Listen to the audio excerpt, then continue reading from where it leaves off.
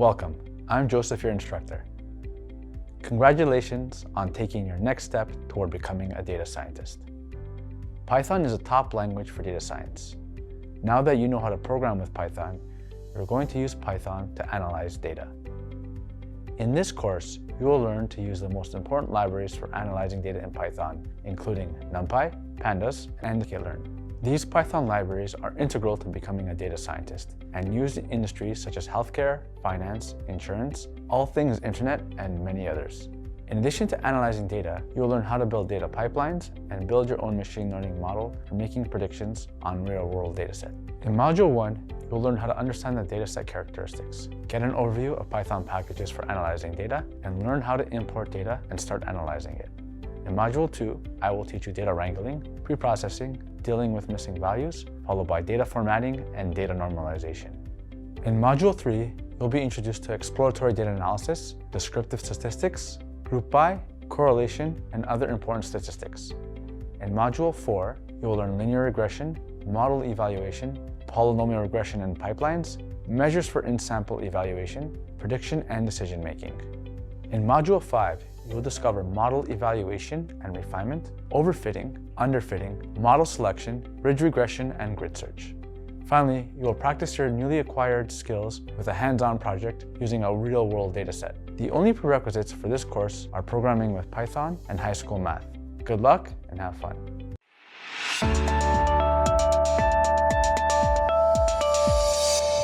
In this video, we'll be looking at the dataset on used car prices. The dataset used in this course is an open dataset by Jeffrey C. Schlimmer. This dataset is in CSV format, which separates each of the values with commas, making it very easy to import in most tools or applications. Each line represents a row in the dataset. In the hands-on lab for this module, you'll be able to download and use the CSV file. Do you notice anything different about the first row? Sometimes the first row is a header which contains a column name for each of the 26 columns, but in this example, it's just another row of data. So here's the documentation on what each of the 26 columns represent. There are a lot of columns, and I'll just go through a few of the column names, but you can also check out the link at the bottom of the slide to go through the descriptions yourself. The first attribute, symboling, corresponds to the insurance risk level of a car. Cars are initially assigned a risk factor symbol associated with their price. Then, if an automobile is more risky, this symbol is adjusted by moving it up the scale. A value of +3 indicates that the auto is risky. -3, that it's probably pretty safe. The second attribute, normalized losses, is the relative average loss payment per insured vehicle year. This value is normalized for all autos within a particular size classification. Two-door small, station wagons, sports specialty, etc., and represents the average loss per car per year. The values range from 65 to 256. The other attributes are easy to understand. If you would like to check out more details, refer to the link at the bottom of the slide. Okay, after we understand the meaning of each feature, we'll notice that the 26th attribute is price. This is our target value or label, in other words. This means price is the value that we want to predict from the dataset, and the predictors should be all the other variables listed, like symboling, normalized losses, make, and so on. Thus, the goal of this project is to predict price in terms of other car features.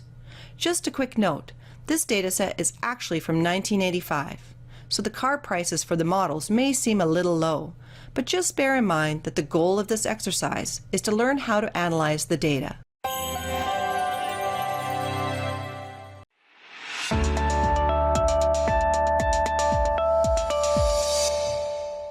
In order to do data analysis in Python, we should first tell you a little bit about the main packages relevant to analysis in Python.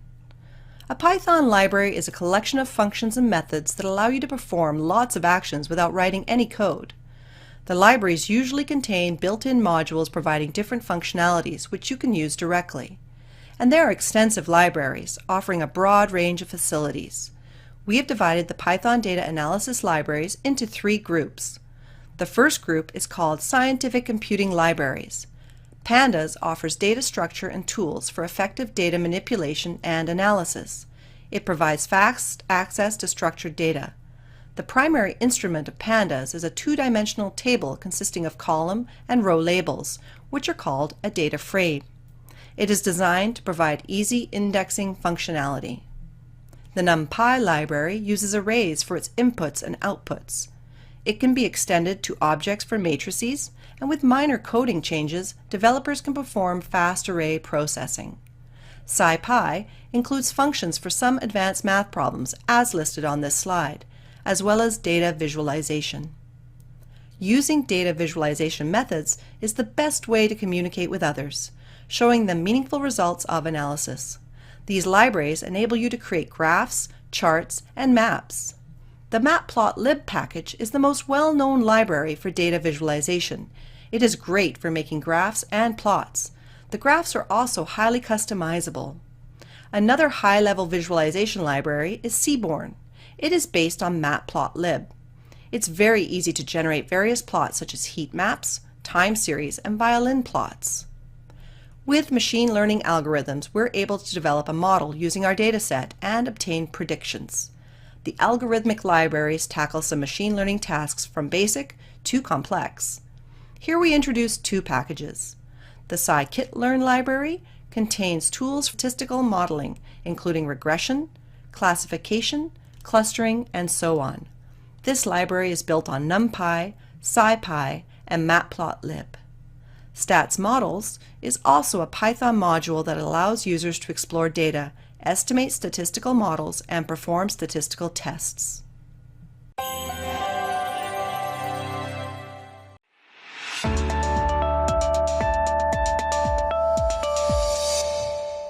In this video, we'll look at how to read in data using Python's Pandas package.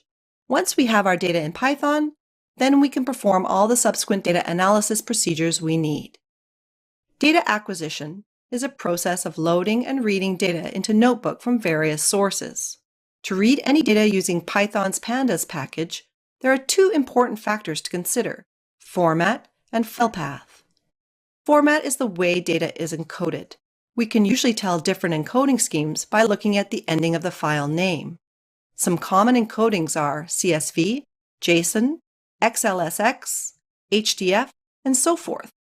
The path tells us where the data is stored. Usually it is stored either on the computer we are using or online on the internet. In our case, we found a dataset of used cars which was obtained from the web address shown on the slide. When Jerry entered the web address in his web browser, he saw something like this. Each row is one data point. A large number of properties are associated with each data point. Because the properties are separated from each other by commas, we can guess the data format is CSV, which stands for comma-separated values. At this point, these are just numbers and don't mean much to humans. But once we read in this data, we can try to make more sense out of it. In Pandas, the readCSV method can read in files with columns separated by commas into a Pandas data frame. Reading data in Pandas can be done quickly in 3 lines. First, import Pandas. Then define a variable with a file path. And then use the readCSV method to import the data. However, readCSV assumes that the data contains a header. Our data on used cars has no column headers, so we need to specify readCSV to not assign headers by setting header to none. After reading the dataset, it is a good idea to look at the data frame to get a better intuition and to ensure that everything occurred the way you expected. Since printing the entire dataset may take up too much time and resources, to save time, we can just use dataframe.head to show the first n rows of the data frame. Similarly, dataframe.tail shows the bottom n rows of data frame. Here we printed out the first 5 rows of data. It seems that the dataset was read successfully. We can see that Pandas automatically set the column header as a list of integers, because we set header equals none when we read the data. It is difficult to work with the data frame without having meaningful column names. However, we can assign column names in Pandas. In our present case, it turned out that we have the column names in a separate file online. We first put the column names in a list called headers. Then, we set df.columns equals headers to replace the default integer headers by the list. If we use the head method introduced in the last slide to check the dataset, we see the correct headers inserted at the top of each column. At some point in time, after you've done operations on your data frame, you may want to export your pandas data frame to a new CSV file. You can do this using the method to_CSV. To do this, specify the file path, which includes the file name, that you want to write to. For example, if you would like to save data frame df as automobile.csv to your own computer, you can use the syntax df.to_CSV. For this course, we will only read and save CSV files. However, Pandas also supports importing and exporting of most data file types with different dataset formats.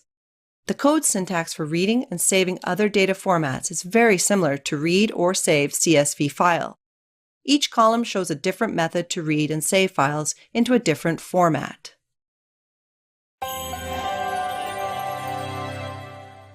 In this video, we introduce some simple Pandas methods that all data scientists and analysis should know when using Python, Pandas, and data. At this point, we assume that the data has been loaded. It's time for us to explore the dataset. Pandas has several built-in methods that can be used to understand the data type of features or to look at the distribution of data within the dataset. Using these methods gives an overview of the dataset and also points out potential issues such as the wrong data type of features, which may need to be resolved later on. Data has a variety of types. The main types stored in Pandas objects are object, float, int, and date time. The data type names are somewhat different from those in native Python. This table shows the difference and similarities between them. Some are very similar, such as the numeric data types, int and float. The object Pandas type functions similar to string in Python, save for the change in name, while the date time Pandas type is a very useful type for handling time series data. There are two reasons to check data types in a data set. Pandas automatically assigns types based on the encoding it detects from the original data table. For a number of reasons, this assignment may be incorrect. For example, it would be awkward if the car price column, which we should expect to contain continuous numeric numbers, is assigned the data type of object. It would be more natural for it to have the float type. Jerry may need to manually change the data type to float. The second reason is it allows an experienced data scientist to see which Python functions can be applied to a specific column. For example, some math functions can only be applied to numerical data. If these functions are applied to non-numerical data, an error may result. When the data type method is applied to the dataset, the data type of each column is returned in a series. A good data scientist's intuition tells us that most of the data types make sense. They make of cars, for examples, are names. So, this information should be of type object. The last one on the list would be an issue. As bore is a dimension of an engine, we should expect a numerical data type to be used. Instead, the object type is used. In later sections, Jerry will have to correct these types of mismatches. Now, we would like to check the statistical summary of each column to learn about the distribution of data in each column. The statistical metrics can tell the data scientist if there are mathematical issues that may exist, such as extreme outliers and large deviations. The data scientist may have to address these issues later. To get the quick statistics, we use the describe method. It returns the number of terms in the column as count, average column value as mean, column standard deviation as STD, and maximum minimum values, as well as the boundary of each of the quartiles. By default, the data frame describe functions skips rows and columns that do not contain numbers. It is possible to make the describe method work for object type columns as well. To enable a summary of all the columns, we could add an argument. Include equals all inside the describe function bracket. Now, the outcome shows the summary of all 26 columns, including object type attributes. We see that for the object type columns, a different set of statistics is evaluated, like unique, top, and frequency. Unique is the number of distinct objects in the column. Top is most frequently occurring object, and frequent is the number of times the top object appears in the column. Some values in the table are shown here as NaN, which stands for not a number. This is because that particular statistical metric cannot be calculated for that specific column data type. Another method you can use to check your dataset is the dataframe.info function. This function gives a concise summary of the data frame. This method prints information about a data frame, including the index D type and columns, non-null values, and memory usage.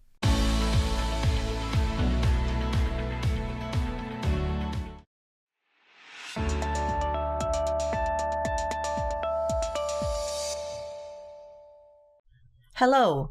In this video, you will learn how to access databases using Python. Databases are powerful tools for data scientists. After completing this module, you will be able to explain the basic concepts related to using Python to connect to databases.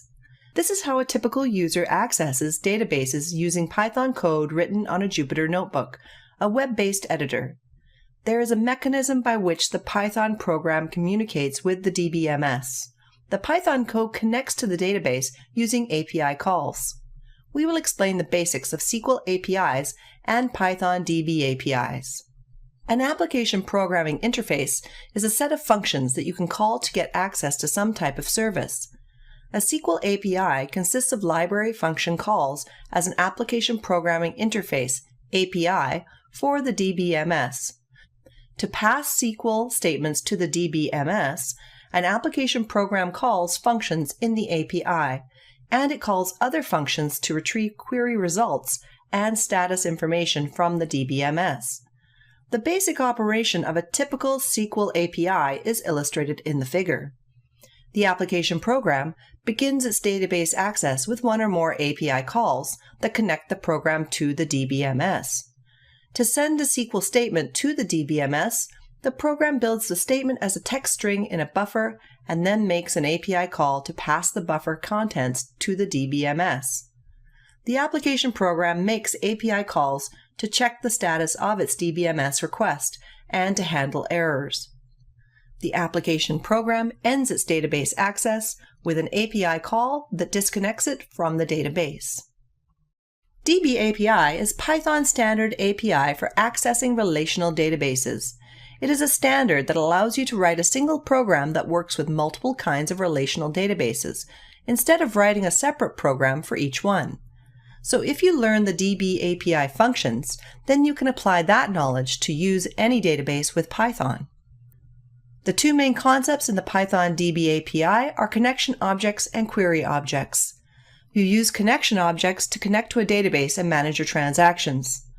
Cursor objects are used to run queries. You open a cursor object and then run queries. The cursor works similar to a cursor in a text processing system where you scroll down in your results set and get your data into the application. Cursors are used to scan through the results of a database. Here are the methods used with connection objects. The cursor method returns a new cursor object using the connection. The commit method is used to commit any pending transaction to the database.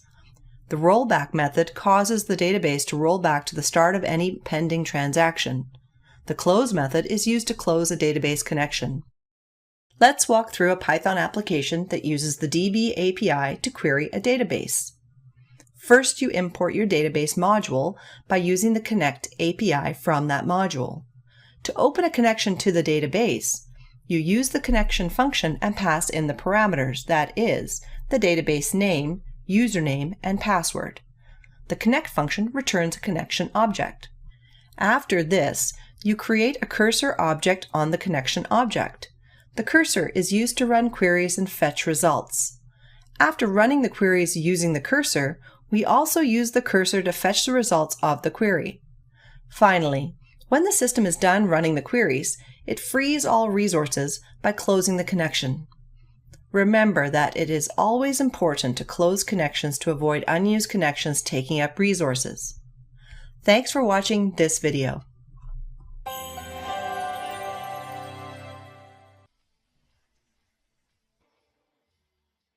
In this video, we'll be going through some data pre-processing techniques. If you're unfamiliar with the term, data pre-processing is a necessary step in data analysis. It is the process of converting or mapping data from one raw form into another format to make it ready for further analysis. Data pre-processing is often called data cleaning or data wrangling, and there are likely other terms. Here are the topics that we'll be covering in this module. First, we'll show you how to identify and handle missing values. A missing value condition occurs whenever a data entry is left empty. Then we'll cover data formats. Data from different sources may be in various formats, in different units, or in various conventions. We will introduce some methods in Python pandas that can standardize the values into the same format, or unit, or convention. After that, we'll cover data normalization. Different columns of numerical data may have very different ranges, and direct comparison is often not meaningful. Normalization is a way to bring all data into a similar range for more useful comparison. Specifically, we'll focus on the techniques of centering and scaling. And then we'll introduce data binning. Binning creates bigger categories from a set of numerical values. It is particularly useful for comparison between groups of data. And lastly, we'll talk about categorical variables and show you how to convert categorical values into numeric variables to make statistical modeling easier. In Python, we usually perform operations along columns. Each row of the column represents a sample, i.e., a different used car in the database. You access a column by specifying the name of the column. For example, you can access symboling and body style. Each of these columns is a pandas series. There are many ways to manipulate data frames in Python. For example, you can add a value to each entry of a column. To add one to each symboling entry, use this command. This changes each value of the data frame column by adding 1 to the current value.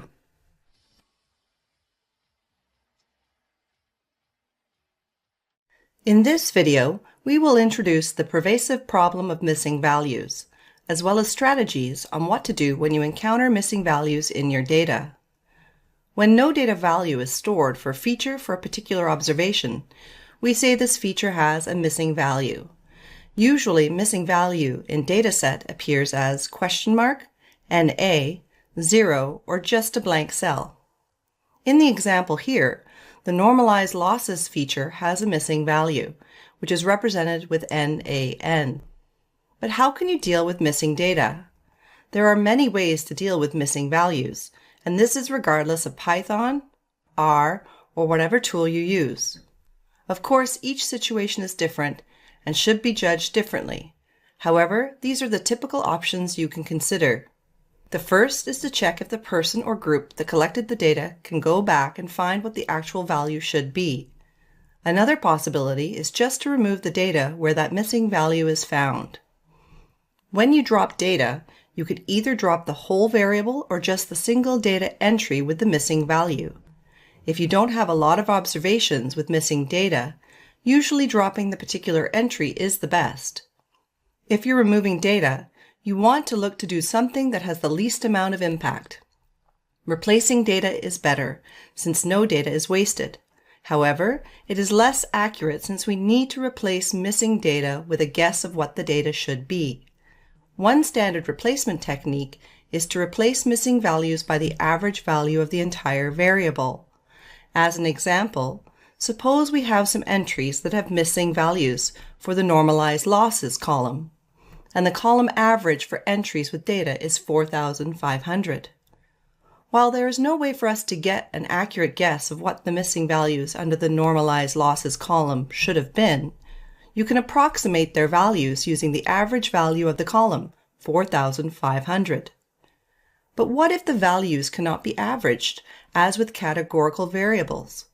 For a variable like fuel type, there isn't an average fuel type, since the variable values are not numbers. In this case, one possibility is to try using the mode the most common, like gasoline.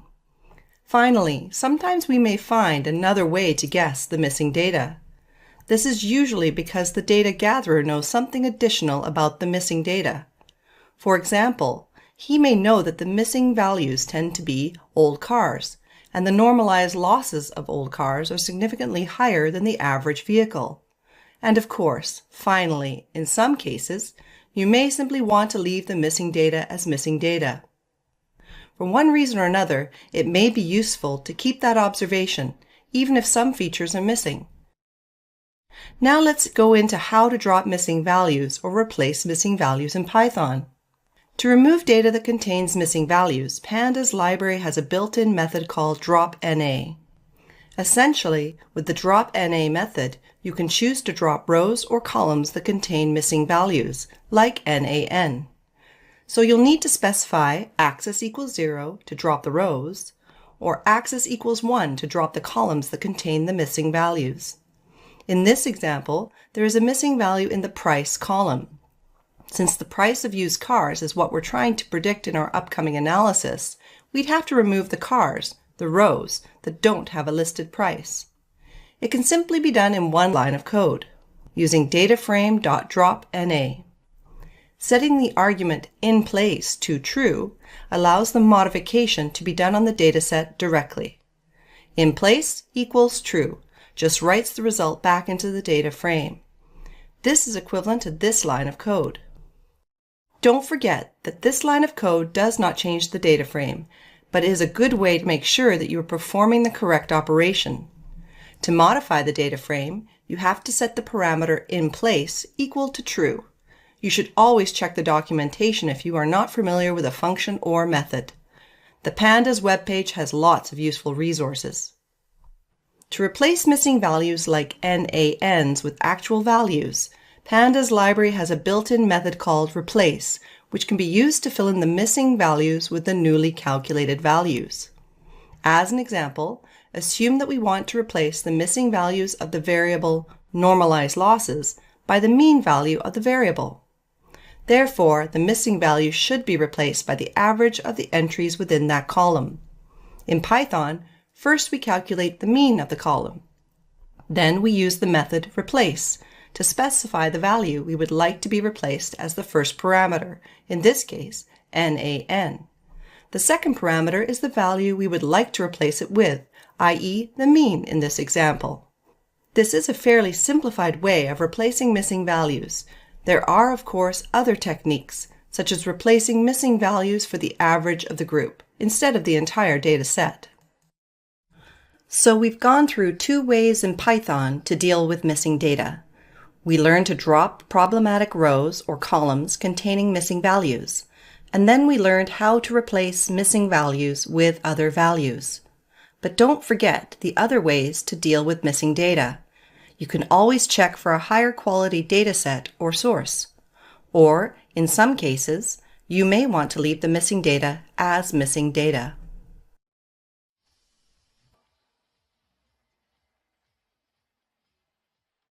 In this video, we'll look at the problem of data with different formats, units, and conventions, and the Pandas methods that help us deal with these issues. Data is usually collected from different places, by different people, which may be stored in different formats. Data formatting means bringing data into a common standard of expression that allows users to make meaningful comparisons. As a part of dataset cleaning, data formatting ensures that data is consistent and easily understandable.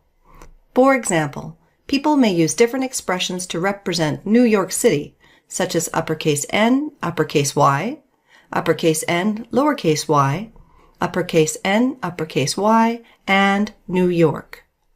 Sometimes this unclean data is a good thing to see. For example, if you're looking at the different ways people tend to write New York, then this is exactly the data that you want. Or if you're looking for ways to spot fraud, perhaps writing N.Y. is more likely to predict an anomaly than if someone wrote out New York in full. But perhaps, more often than not, we just simply want to treat them all as the same entity, or format, to make statistical analyses easier down the road. Referring to our used car dataset, there's a feature named city miles per gallon in the dataset, which refers to a car fuel consumption in miles per gallon unit. However, you may be someone who lives in a country that uses metric units, so you would want to convert those values to liters per 100 kilometers, the metric version. To transform miles per gallon to liters per 100 kilometers, we need to divide 235 by each value in the city miles per gallon column. In Python, this can easily be done in one line of code. You take the column and set it to equal to 235 divided by the entire column. In the second line of code, rename column name from city miles per gallon to city liters per 100 kilometers using the data frame rename method. For a number of reasons, including when you import a dataset into Python, the data type may be incorrectly established. For example, here we notice that the assigned data type to the price feature is object, although the expected data type should really be an integer or float type. It is important for later analysis to explore the feature's data type and convert them to the correct data types. Otherwise, the developed models later on may behave strangely, and totally valid data may end up being treated like missing data. There are many data types in pandas. Objects can be letters or words. int64 are integers, and floats are real numbers. There are many others that we will not discuss. To identify a feature's data type, in Python we can use the dataframe.dtypes method and check the data type of each variable in a data frame. In the case of wrong data types, the method dataframe.asType can be used to convert a data type from one format to another. For example, using asType int for the price column, you can convert the object column into an integer type variable.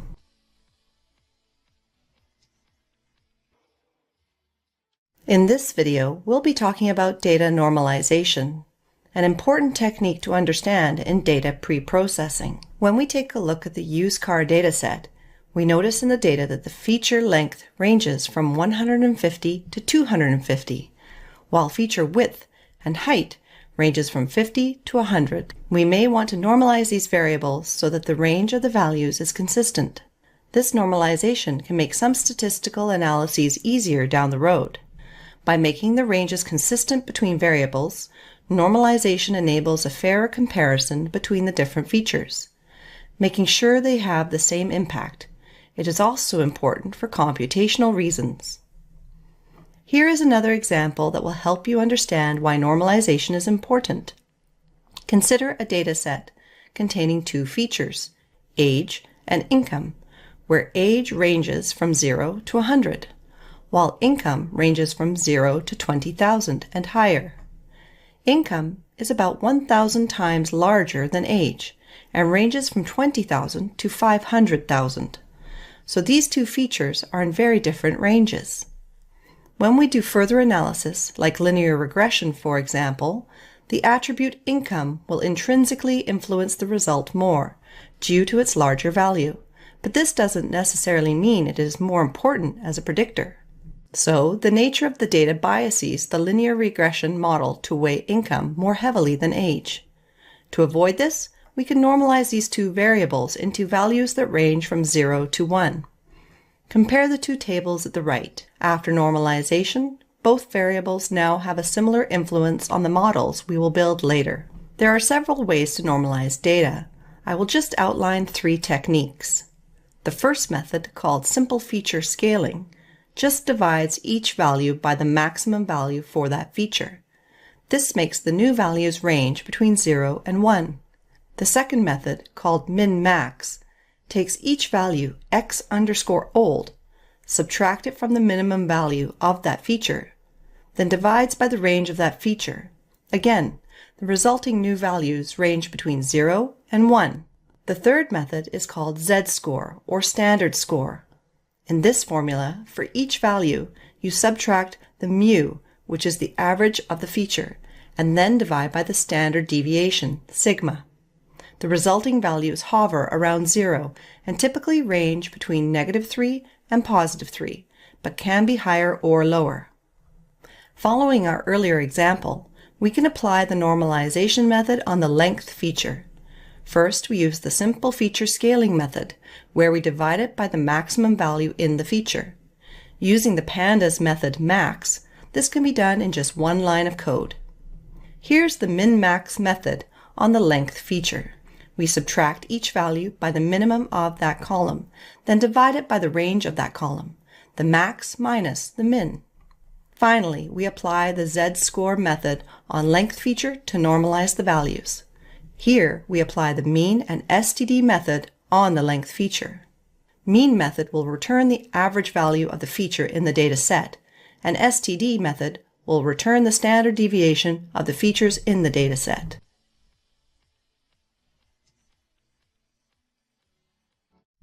In this video, we'll be talking about binning as a method of data pre-processing. Binning is when you group values together into bins. For example, you can bin age into 0 to 5, 6 to 10, 11 to 15, and so on. Sometimes binning can improve accuracy of the predictive models. In addition, sometimes we use data binning to group a set of numerical values into a smaller number of bins to have a better understanding of the data distribution.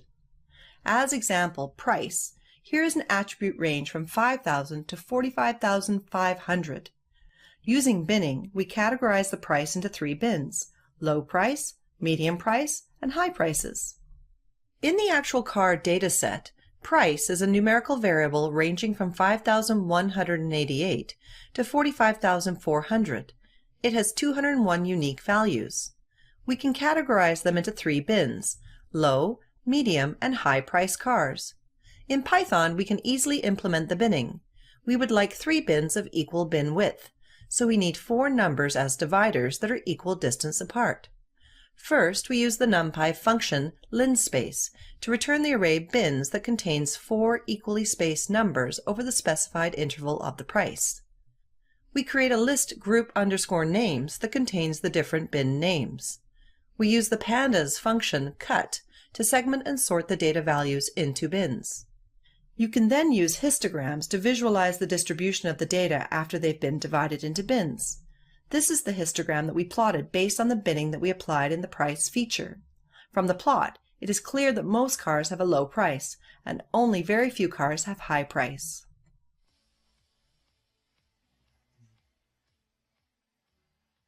In this video, we'll discuss how to turn categorical variables into quantitative variables in Python.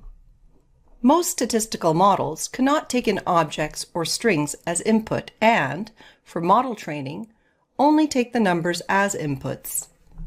In the car dataset, the fuel type feature as a categorical variable has 2 values, gas or diesel, which are in string format. For further analysis, Jerry has to convert these variables into some form of numeric format. We encode the values by adding new features corresponding to each unique element in the original feature we would like to encode. In the case where the feature fuel has 2 unique values, gas and diesel, we create 2 new features, gas and diesel. When a value occurs in the original feature, we set the corresponding value to 1 in the new feature. The rest of the features are set to 0. In the fuel example, for car B, the fuel value is diesel. Therefore, we set the feature diesel equal to 1 and the gas feature to 0. Similarly, for car D, the fuel value is gas. Therefore, we set the feature gas equal to 1 and the feature diesel equal to 0. This technique is often called one-hot encoding. In pandas, we can use get_dummies method to convert categorical variables to dummy variables. In Python, transforming categorical variables to dummy variables is simple. Following the example, pd.get_dummies method gets the fuel type column and creates the data frame dummy_variable_1. The get_dummies method automatically generates a list of numbers, each one corresponding to a particular category of the variable.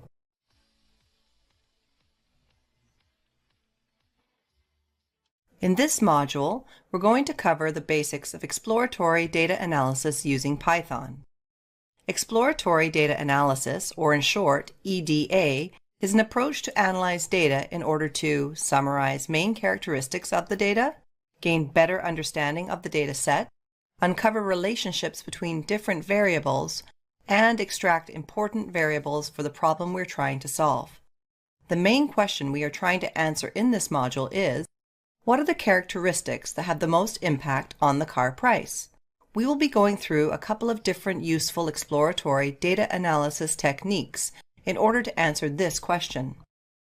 In this module, you will learn about descriptive statistics, which describe basic features of a dataset and obtains a short summary about the sample and measures of the data, basic of grouping data using group by, and how this can help to transform our dataset, the correlation between different variables, and lastly, advanced correlation, where we'll introduce you to various correlation statistical methods, namely Pearson correlation and correlation heat maps.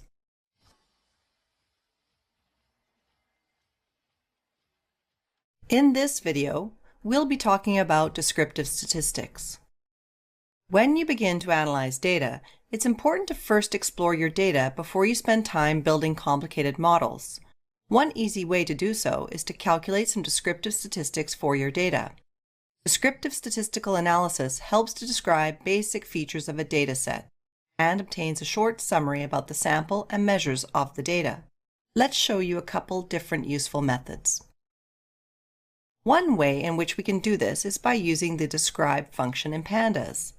Using the describe function and applying it on your data frame, the describe function automatically computes basic statistics for all numerical variables. It shows the mean, the total number of data points, the standard deviation, the quartiles, and the extreme values. Any NaN values are automatically skipped in these statistics. This function will give you a clearer idea of the distribution of your different variables. You could have also categorical variables in your dataset. These are variables that can be divided up into different categories or groups and have discrete values. For example, in our dataset we have the drive system as a categorical variable, which consists of the categories forward-wheel drive, rear-wheel drive, and four-wheel drive. One way you can summarize the categorical data is by using the function value_counts. We can change the name of the column to make it easier to read. We see that we have 118 cars in the front-wheel drive category, 75 cars in the rear-wheel drive category, and 8 cars in the four-wheel drive category.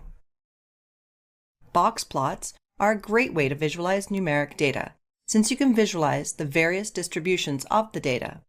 The main features that the box plot shows are the median of the data, which represents where the middle data point is. The upper quartile shows where the 75th percentile is.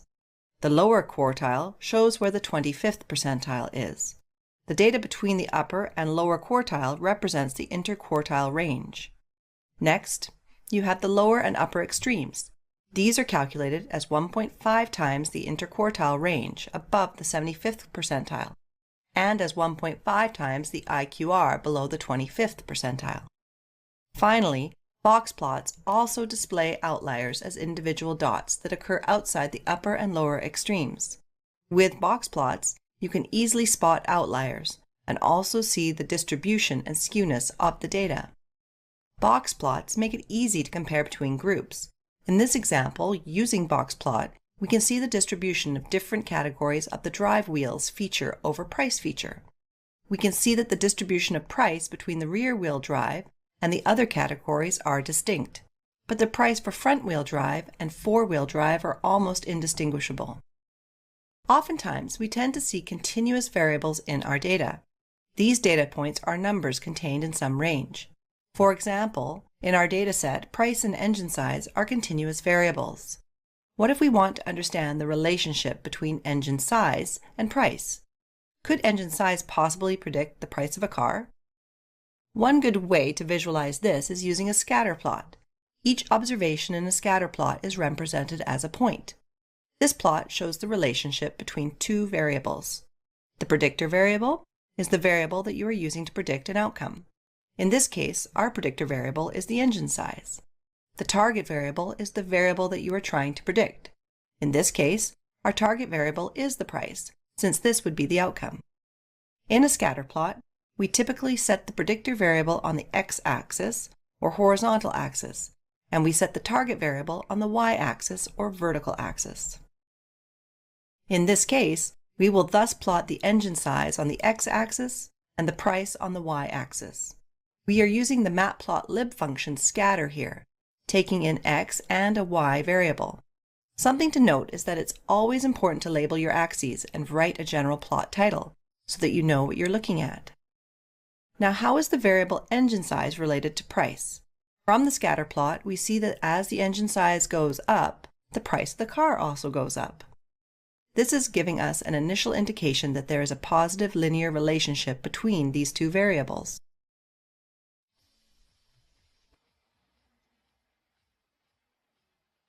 In this video, we'll cover the basics of grouping and how this can help to transform our data set. Assume you want to know, is there any relationship between the different types of drive system, forward, rear, and four-wheel drive, and the price of the vehicles? If so, which type of drive system adds the most value to a vehicle? It would be nice if we could group all the data by the different types of drive wheels and compare the results of these different drive wheels against each other. In Pandas, this can be done using the group by method. The group by method is used on categorical variables. Groups the data into subsets according to the different categories of that variable. You can group by a single variable, or you can group by multiple variables by passing in multiple variable names. As an example, let's say we are interested in finding the average price of vehicles and observe how they differ between different types of body styles and drive wheels variables. To do this, we first pick out the 3 data columns we are interested in, which is done in the first line of code. We then group the reduced data according to drive wheels and body style in the second line. Since we are interested in knowing how the average price differs across the board, we can take the mean of each group and appended this bit at the very end of the line too. The data is now grouped into subcategories, and only the average price of each subcategory is shown. We can see that, according to our data, rear-wheel drive convertibles and rear-wheel drive hardtops have the highest value, while four-wheel drive hatchbacks have the lowest value. A table of this form isn't the easiest to read, and also not very easy to visualize. To make it easier to understand, we can transform this table to a pivot table by using the pivot method. In the previous table, both drive wheels and body style were listed in columns. A pivot table has one variable displayed along the columns and the other variable displayed along the rows. Just with one line of code, and by using the Pandas pivot method, we can pivot the body style variable so it is displayed along the columns, and the drive wheels will be displayed along the rows. The price data now becomes a rectangular grid, which is easier to visualize. This is similar to what is usually done in Excel spreadsheets. Another way to represent the pivot table is using a heat map plot. Heat map takes a rectangular grid of data and assigns a color intensity based on the data value at the grid points.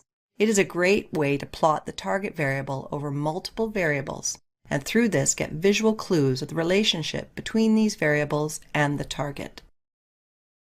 In this example, we use PyPlot's pcolor method to plot heat map and convert the previous pivot table into a graphical form. We specified the red-blue color scheme.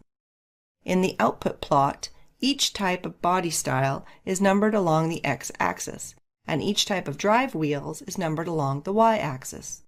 The average prices are plotted with varying colors based on their values, according to the color bar. We see that the top section of the heat map seems to have higher prices than the bottom section.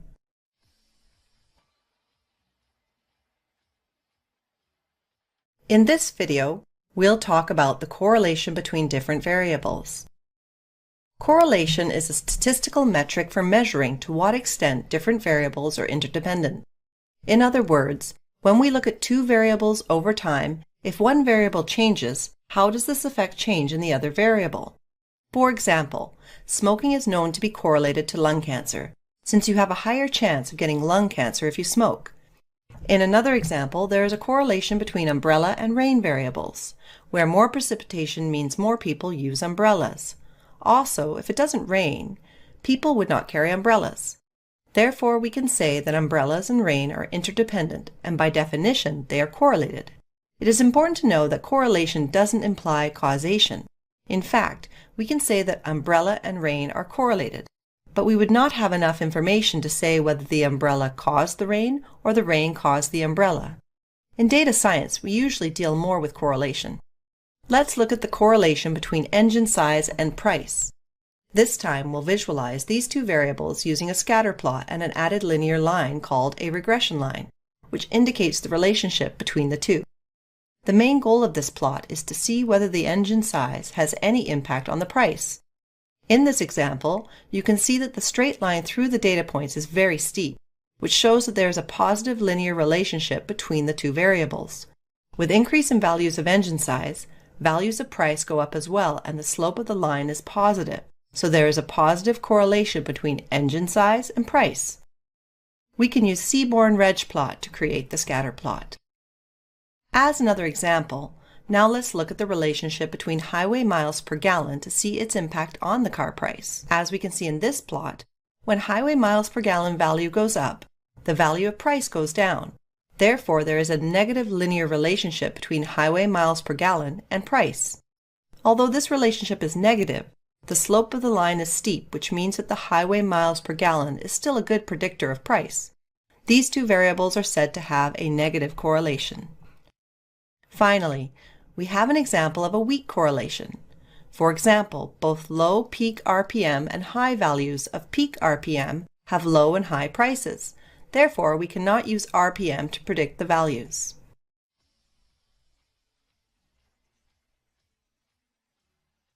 In this video, we'll introduce you to various correlation statistical methods. One way to measure the strength of the correlation between continuous numerical variables is by using a method called Pearson correlation.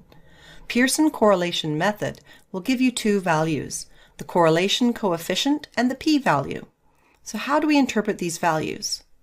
For the correlation coefficient, a value close to 1 implies a large positive correlation, while a value close to -1 implies a large negative correlation, and a value close to 0 implies no correlation between the variables. Next, the p-value will tell us how certain we are about the correlation that we calculated. For the p-value, a value less than 0.001 gives us a strong certainty about the correlation coefficient that we calculated. A value between 0.001 and 0.05 gives us moderate certainty. A value between 0.05 and 0.1 will give us a weak certainty, and a p-value larger than 0.1 will give us no certainty of correlation at all. We can say that there is a strong correlation when the correlation coefficient is close to 1 or -1 and the p-value is less than 0.001. The following plot shows data with different correlation values. In this example, we want to look at the correlation between the variables horsepower and car price. See how easy you can calculate the Pearson correlation using the SciPy stats package? We can see that the correlation coefficient is approximately 0.8, and this is close to 1, so there is a strong positive correlation. We can also see that the p-value is very small, much smaller than 0.001, and so we can conclude that we are certain about this strong positive correlation. Taking all variables into account, we can now create a heat map that indicates the correlation between each of the variables with one another. The color scheme indicates the Pearson correlation coefficient, indicating the strength of the correlation between two variables. We can see a diagonal line with a dark red color, indicating that all the values on this diagonal are highly correlated. This makes sense, because when you look closer, the values on the diagonal are the correlation of all variables with themselves, which will be always 1. This correlation heat map gives us a good overview of how the different variables are related to one another, and most importantly, how these variables are related to price.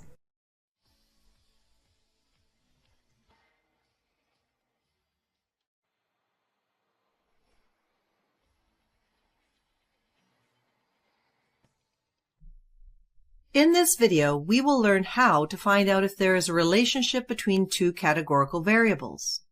When dealing with the relationships between two categorical variables, we can't use the same correlation method for continuous variables. We will have to employ the use of the chi-square test for the association.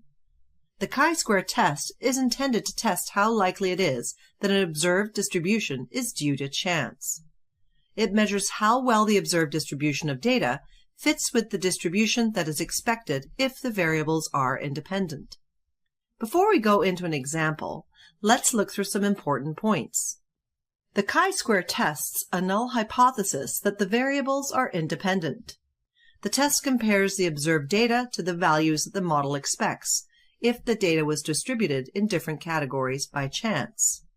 Anytime the observed data doesn't fit within the model of the expected values, the probability that the variables are dependent becomes stronger, thus proving the null hypothesis incorrect. The chi-square does not tell you the type of relationship that exists between both variables, but only that a relationship exists. We will use the CARS dataset. Assuming we want to test the relationship between fuel type and aspiration, these are categorical variables. It is either the fuel type of the car, gas or diesel, and the aspiration is that either the car is standard or turbo. To do this, we will find the observed counts of cars in each category. This can be done by creating a crosstab using the Pandas library. A crosstab is a table showing the relationship between two or more variables. When the table only shows the relationship between two categorical variables, the crosstab is also known as a contingency table. In our case, the crosstab or contingency table shows us the counts in each category. A standard car with diesel fuel, a standard car with gas fuel, a turbo car with diesel fuel, or a turbo car with gas fuel. The formula for chi-square is given as follows. The summation of the observed value, i.e. the counts in each group minus the expected value, all squared, divided by the expected value. Expected values are based on the given totals. That is, what can we say individual cells would be if we did not know the observed values? To calculate the expected value of a standard car with diesel, we take the row total, which is 20, multiplied by the column total, 168, divided by the grand total of 205. This will give you 16.39. If we do the same thing for turbo cars with gas fuel, we will take the row total, 185, multiplied by the column total, 37, and we divide by the grand total, 205, to get 33.39. If we repeat the same procedure for all of them, we get these values. If we took the row totals, column totals, and grand total, we will get the same values as the totals as the observed values. Now going back to this formula, if we took a summation of all the observed minus the expected values, all squared, and divided by the expected value, we will get a chi-square value of 29.6. On the chi-square table, we check on the degree of freedom equals one row and find the value closest to 29.6. Here we can see that 29.6 will fall in a p-value less than 0.05. Therefore, we can say the p-value is less than 0.05. Since the p-value is less than 0.05, we reject the null hypothesis that the two variables are independent, and therefore we conclude that there is an association between fuel type and aspiration. To do this in Python, we will use the chi-square contingency function in the scipy.statistics package. The function will print out the chi-square test value 29.6. The second value is the p-value, which is very close to 0 and a degree of freedom of 1. If you remember, the chi-square table did not give an exact p-value, but a range in which it falls. Python will give the exact p-value. We can see the same results as in our previous slides. It also prints out the expected values, which we also calculated by hand. Since the p-value is close to 0, we reject the null hypothesis that the two variables are independent, and conclude that there is evidence of association between fuel type and aspiration.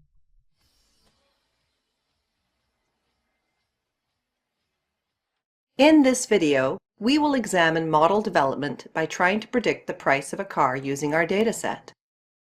In this module, you will learn about simple and multiple linear regression, model evaluation using visualization, polynomial regression and pipelines, R-squared and MSE for in-sample evaluation, prediction and decision-making, and how you can determine a fair value for a used car.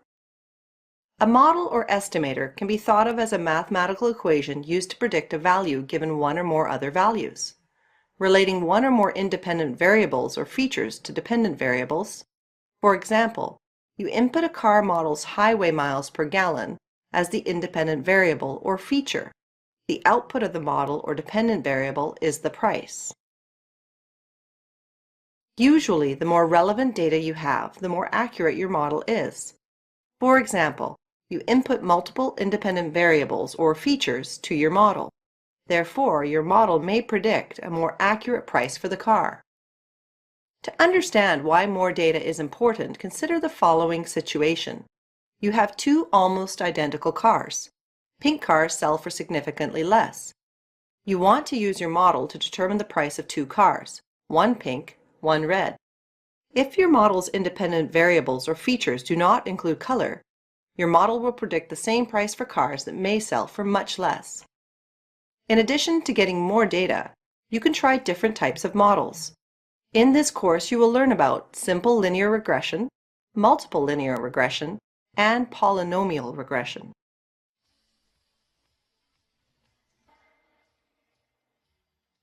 In this video, we'll be talking about simple linear regression and multiple linear regression. Linear regression will refer to one independent variable to make a prediction. Multiple linear regression will refer to multiple independent variables to make a prediction.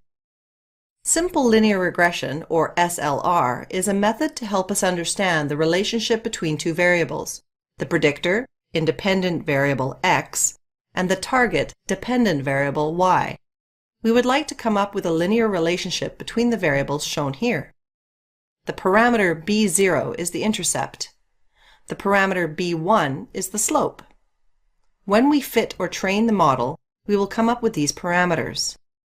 This step requires lots of math, so we will not focus on this part. Let's clarify the prediction step. It's hard to figure out how much a car costs, but the highway miles per gallon is in the owner's manual. If we assume there's a linear relationship between these variables, we can use this relationship to formulate a model to determine the price of the car. If the highway miles per gallon is 20, we can input this value into the model to obtain a prediction of $22,000. In order to determine the line, we take data points from our data set marked in red here. We then use these training points to fit our model. The results of the training points are the parameters. We usually store the data points in two data frame or NumPy arrays. The value we would like to predict is called the target that we store in the array y. We store the independent variable in the data frame or array x. Each sample corresponds to a different row in each data frame or array. In many cases, many factors influence how much people pay for a car. For example, make or how old the car is. In this model, this uncertainty is taken into account by assuming a small random value is added to the point on the line. This is called noise. The figure on the left shows the distribution of the noise. The vertical axis shows the value added, and the horizontal axis illustrates the probability that the value will be added. Usually, a small positive value is added, or a small negative value. Sometimes large values are added. But for the most part, the values added are near zero. We can summarize the process like this.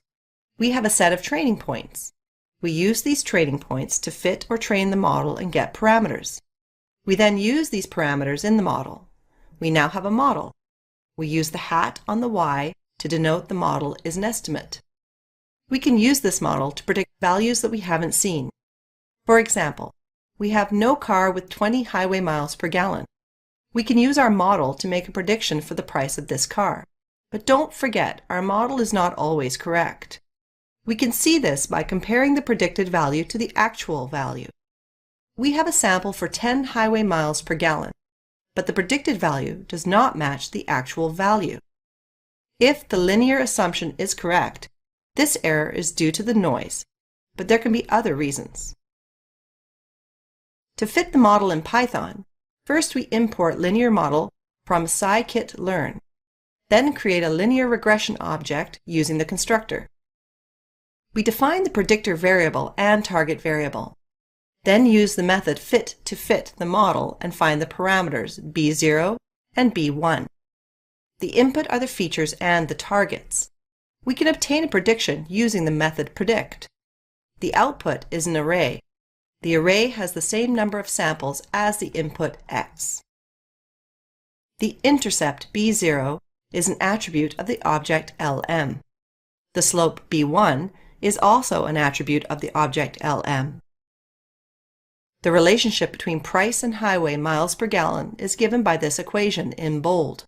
Price equals 38,423.31 minus 821.73 times highway miles per gallon. Like the equation we discussed before.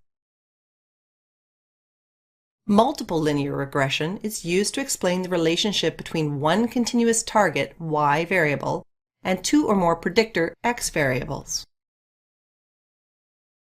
If we have, for example, 4 predictor variables, then b0, intercept, x equals 0, b1, the coefficient or parameter of x1, b2, the coefficient of parameter x2, and so on.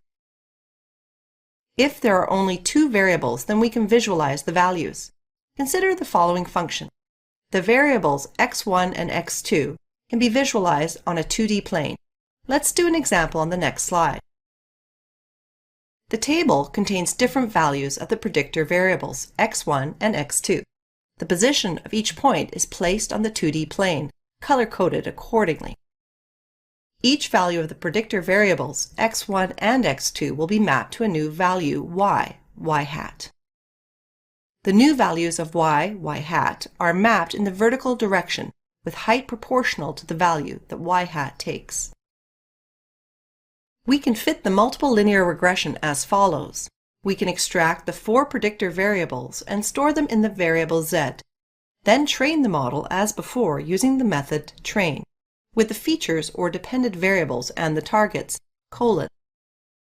We can also obtain a prediction using the method predict.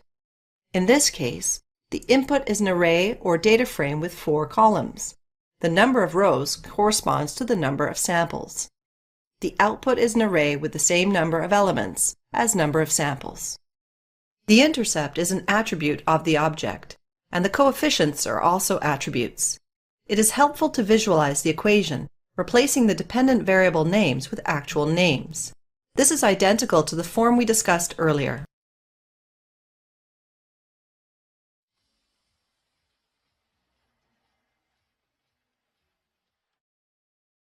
In this video, we'll look at model evaluation using visualization.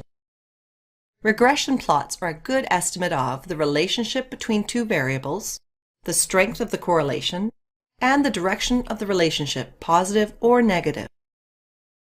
The horizontal axis is the independent variable. The vertical axis is the dependent variable. Each point represents a different target point. The fitted line represents the predicted value. There are several ways to plot a regression plot. A simple way is to use regplot from the Seaborn library. First import Seaborn, then use the regplot function. The parameter x is the name of the column that contains the independent variable or feature. The parameter y contains the name of the column that contains the name of the dependent variable or target. The parameter data is the name of the data frame. The result is given by the plot. The residual plot represents the error between the actual value. Examining the predicted value and actual value, we see a difference. We obtained that value by subtracting the predicted value and the actual target value. We then plot that value on the vertical axis with an independent variable as the horizontal axis. Similarly, for the second sample, we repeat the process, subtracting the target value from the predicted value, then plotting the value accordingly. Looking at the plot gives us some insight into our data. We expect to see the results to have 0 mean, distributed evenly around the x-axis with similar variance. There is no curvature. This type of residual plot suggests a linear plot is appropriate. In this residual plot, there is a curvature. The values of the error change with x. For example, in the region, all the residual errors are positive. In this area, the residuals are negative. In the final location, the error is large. The residuals are not randomly separated. This suggests the linear assumption is incorrect. This plot suggests a non-linear function. We will deal with this in the next section. In this plot, we see that variance of the residuals increases with x. Therefore, our model is incorrect. We can use Seaborn to create a residual plot. First, import Seaborn. We use the residPlot function. The first parameter is a series of dependent variable or feature. The second parameter is a series of dependent variable or target. We see in this case the residuals have a curvature. A distribution plot counts the predicted value versus the actual value. These plots are extremely useful for visualizing models with more than one independent variable or feature. Let's look at a simplified example. We examine the vertical axis. We then count and plot the number of predicted points that are approximately equal to 1. We then count and plot the number of predicted points that are approximately equal to 2. We repeat the process for predicted points that are approximately equal to 3. Then we repeat the process for the target values. In this case, all the target values are approximately equal to 2. The values of the targets and predicted values are continuous. A histogram is for discrete values. Therefore, pandas will convert them to a distribution. The vertical axis is scaled to make the area under the distribution equal to 1. This is an example of using a distribution plot. The dependent variable or feature is price. The fitted values that result from the model are in blue. The actual values are in red. We see the predicted values for prices in the range from 40,000 to 50,000 are inaccurate. The prices in the region from 10,000 to 20,000 are much closer to the target value. In this example, we use multiple features or independent variables. Comparing it to the plot on the last slide, we see predicted values are much closer to the target values. Here is the code to create a distribution plot. The actual values are used as a parameter. We want a distribution instead of a histogram, so we want the hist parameter set to false. The color is red. The label is also included. The predicted values are included for the second plot. The rest of the parameters are set accordingly.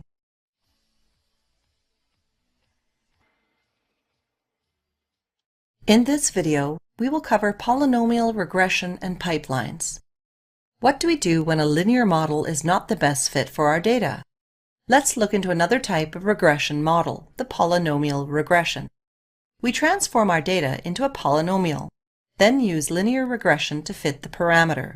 Then we will discuss pipelines. Pipelines are a way to simplify your code. Polynomial regression is a special case of the general linear regression. This method is beneficial for describing curvilinear relationships. What is a curvilinear relationship? It's what you get by squaring or setting higher order terms of the predictor variables in the model, transforming the data. The model can be quadratic, which means that the predictor variable in the model is squared. We use a bracket to indicate it as an exponent. This is a second-order polynomial regression with a figure representing the function. The model can be cubic, which means that the predictor variable is cubed. This is a third-order polynomial regression. We see by examining the figure that the function has more variation. There also exists higher-order polynomial regressions, when a good fit hasn't been achieved by second or third order. We can see in figures how much the graphs change when we change the order of the polynomial regression. The degree of the regression makes a big difference and can result in a better fit if you pick the right value. In all cases, the relationship between the variable and the parameter is always linear. Let's look at an example from our data where we generate a polynomial regression model. In Python, we do this by using the polyfit function. In this example, we develop a third-order polynomial regression model base. We can print out the model. The symbolic form for the model is given by the following expression: -1.557 x1 cubed plus 204.8 x1 squared plus 8,965 x1 plus 1.37 times 10 to the power of 5. We can also have multidimensional polynomial linear regression. The expression can get complicated. Here are just some of the terms for a two-dimensional second-order polynomial. NumPy's polyfit function cannot perform this type of regression. We use the pre-processing library in scikit-learn to create a polynomial feature object. The constructor takes the degree of the polynomial as a parameter. Then we transform the features into a polynomial feature with the fit_transform method. Let's do a more intuitive example. Consider the features shown here. Applying the method, we transform the data. We now have a new set of features that are a transformed version of our original features. As the dimension of the data gets larger, we may want to normalize multiple features in scikit-learn. Instead, we can use the pre-processing module to simplify many tasks. For example, we can standardize each feature simultaneously. We import standard scalar. We train the object. Fit the scale object. Then transform the data into a new data frame on array x_scale. There are more normalization methods available in the pre-processing library as well as other transformations. We can simplify our code by using a pipeline library. There are many steps to getting a prediction. For example, normalization, polynomial transform, and linear regression. We simplify the process using a pipeline. Pipelines sequentially perform a series of transformations. The last step carries out a prediction. First, we import all the modules we need. Then we import the library pipeline. We create a list of tuples. The first element in the tuple contains the name of the estimator, model. The second element contains model constructor. We input the list in the pipeline constructor. We now have a pipeline object. We can train the pipeline by applying the train method to the pipeline object. We can also produce a prediction as well. The method normalizes the data, performs a polynomial transform, then outputs a prediction.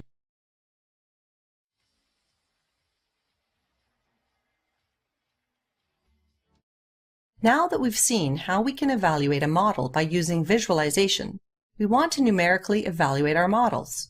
Let's look at some of the measures that we use for in-sample evaluation. These measures are a way to numerically determine how good the model fits on our data. Two important measures that we often use to determine the fit of a model are mean square error, MSE, and R-squared. To measure the MSE, we find the difference between the actual value y and the predicted value y hat, then square it. In this case, the actual value is 150. The predicted value is 50. Subtracting these points, we get 100. We then square the number. We then take the mean or average of all the errors by adding them all together and dividing by the number of samples. To find the MSE in Python, we can import the mean_squared_error from scikit-learn metrics. The mean_squared_error function gets two inputs, the actual value of target variable and the predicted value of target variable. R-squared is also called the coefficient of determination. It's a measure to determine how close the data is to the fitted regression line. So how close is our actual data to our estimated model? Think about it as comparing a regression model to a simple model, i.e., the mean of the data points. If the variable x is a good predictor, our model should perform much better than just the mean. In this example, the average of the data points y bar is 6. Coefficient of determination, R-squared, is 1 minus the ratio of the MSE of the regression line divided by the MSE of the average of the data points. For the most part, it takes values between 0 and 1. Let's look at a case where the line provides a relatively good fit. The blue line represents the regression line. The blue squares represent the MSE of the regression line. The red line represents the average value of the data points. The red squares represent the MSE of the red line. We see the area of the blue squares is much smaller than the area of the red squares. In this case, because the line is a good fit, the mean squared error is small, therefore the numerator is small. The mean squared error of the line is relatively large, as such the numerator is large. A small number divided by a larger number is an even smaller number. Taken to an extreme, this value tends to 0. If we plug in this value from the previous slide for R-squared, we get a value near 1. This means the line is a good fit for the data. Here is an example of a line that does not fit the data well. If we just examine the area of the red squares compared to the blue squares, we see the area is almost identical. The ratio of the areas is close to 1. In this case, the r squared is near 0. This line performs about the same as just using the average of the data points. Therefore, this line did not perform well. We find the r squared value in Python by using the score method in the linear regression object. From the value that we get from this example, we can say that approximately 49.695% of the variation of price is explained by the simple linear model. Your r squared value is usually between 0 and 1. If your r squared is negative, it could be due to overfitting that we will discuss in the next module.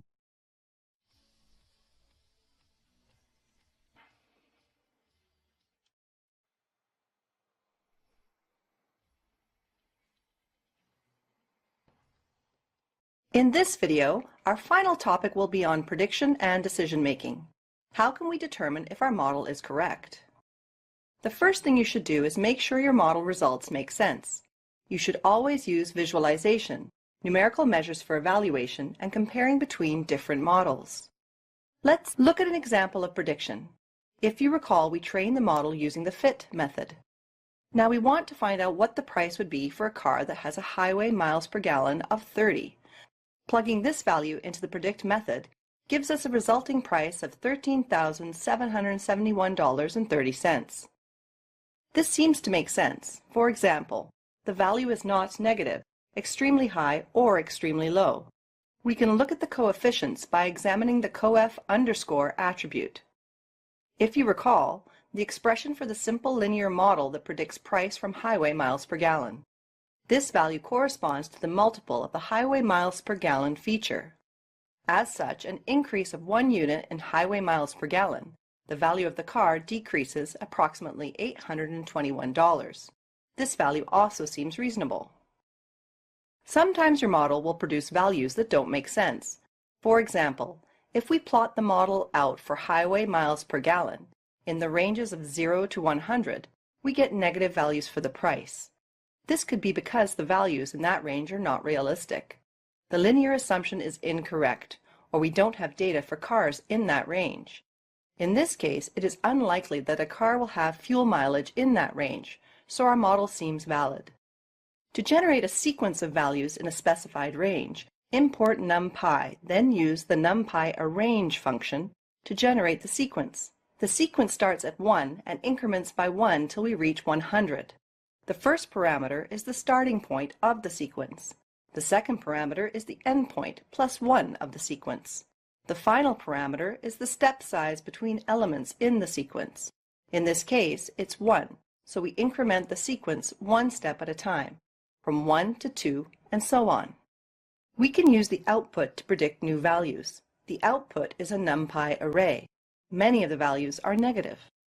Using a regression plot to visualize your data is the first method you should try. See the labs for examples of how to plot polynomial regression. For this example, the effect of the independent variable is evident in this case. The data trends down as the dependent variable increases. The plot also shows some nonlinear behavior. Examining the residual plot, we see in this case the residuals have a curvature suggesting nonlinear behavior. A distribution plot is a good method for multiple linear regression. For example, we see the predicted values for prices in the range from 30,000 to 50,000 are inaccurate. This suggests a nonlinear model may be more suitable, or we need more data in this range. The mean square error is perhaps the most intuitive numerical measure for determining if a model is good or not. Let's see how different measures of mean square error impact the model. The figure shows an example of a mean square error of 3,495. This example has a mean square error of 3,652. The final plot has a mean square error of 12,870. As the square error increases, the targets get further from the predicted points. As we discussed, R-squared is another popular method to evaluate your model. It tells you how well your line fits into the model. R-squared values range from 0 to 1. R-squared tells us what percent of the variability in the dependent variable is accounted for by the regression on the independent variable. An R-squared of 1 means that all movements of another dependent variable are completely explained by movements in the independent variables. In this plot, we see the target points in red and the predicted line in blue. An R-squared of 0.9986, the model appears to be a good fit. That means that more than 99% of the variability of the predicted variable is explained by the independent variables. This model has an R-squared of 0.9226. There still is a strong linear relationship. Model is still a good fit. An R-squared of 0.806 looks the data. We can visually see that the values are scattered around the line. They are still close to the line, and we can say that 80% of the variability of the predicted variable is explained by the independent variables. And an R-squared 0.61 means that approximately 61% of the observed variation can be explained by the independent variables. An acceptable value for R-squared depends on what field you are studying and what your use case is. Falk and Miller, 1992, suggests that an acceptable R-squared value should be at least 0.1. Does a lower mean square error imply better fit? Not necessarily. MSE for an MLR model will be smaller than the MSE for an SLR model, since the errors of the data will decrease when more variables are included in the model. Polynomial regression will also have a smaller MSE than regular regression. In the next section, we will look at more accurate ways to evaluate the model.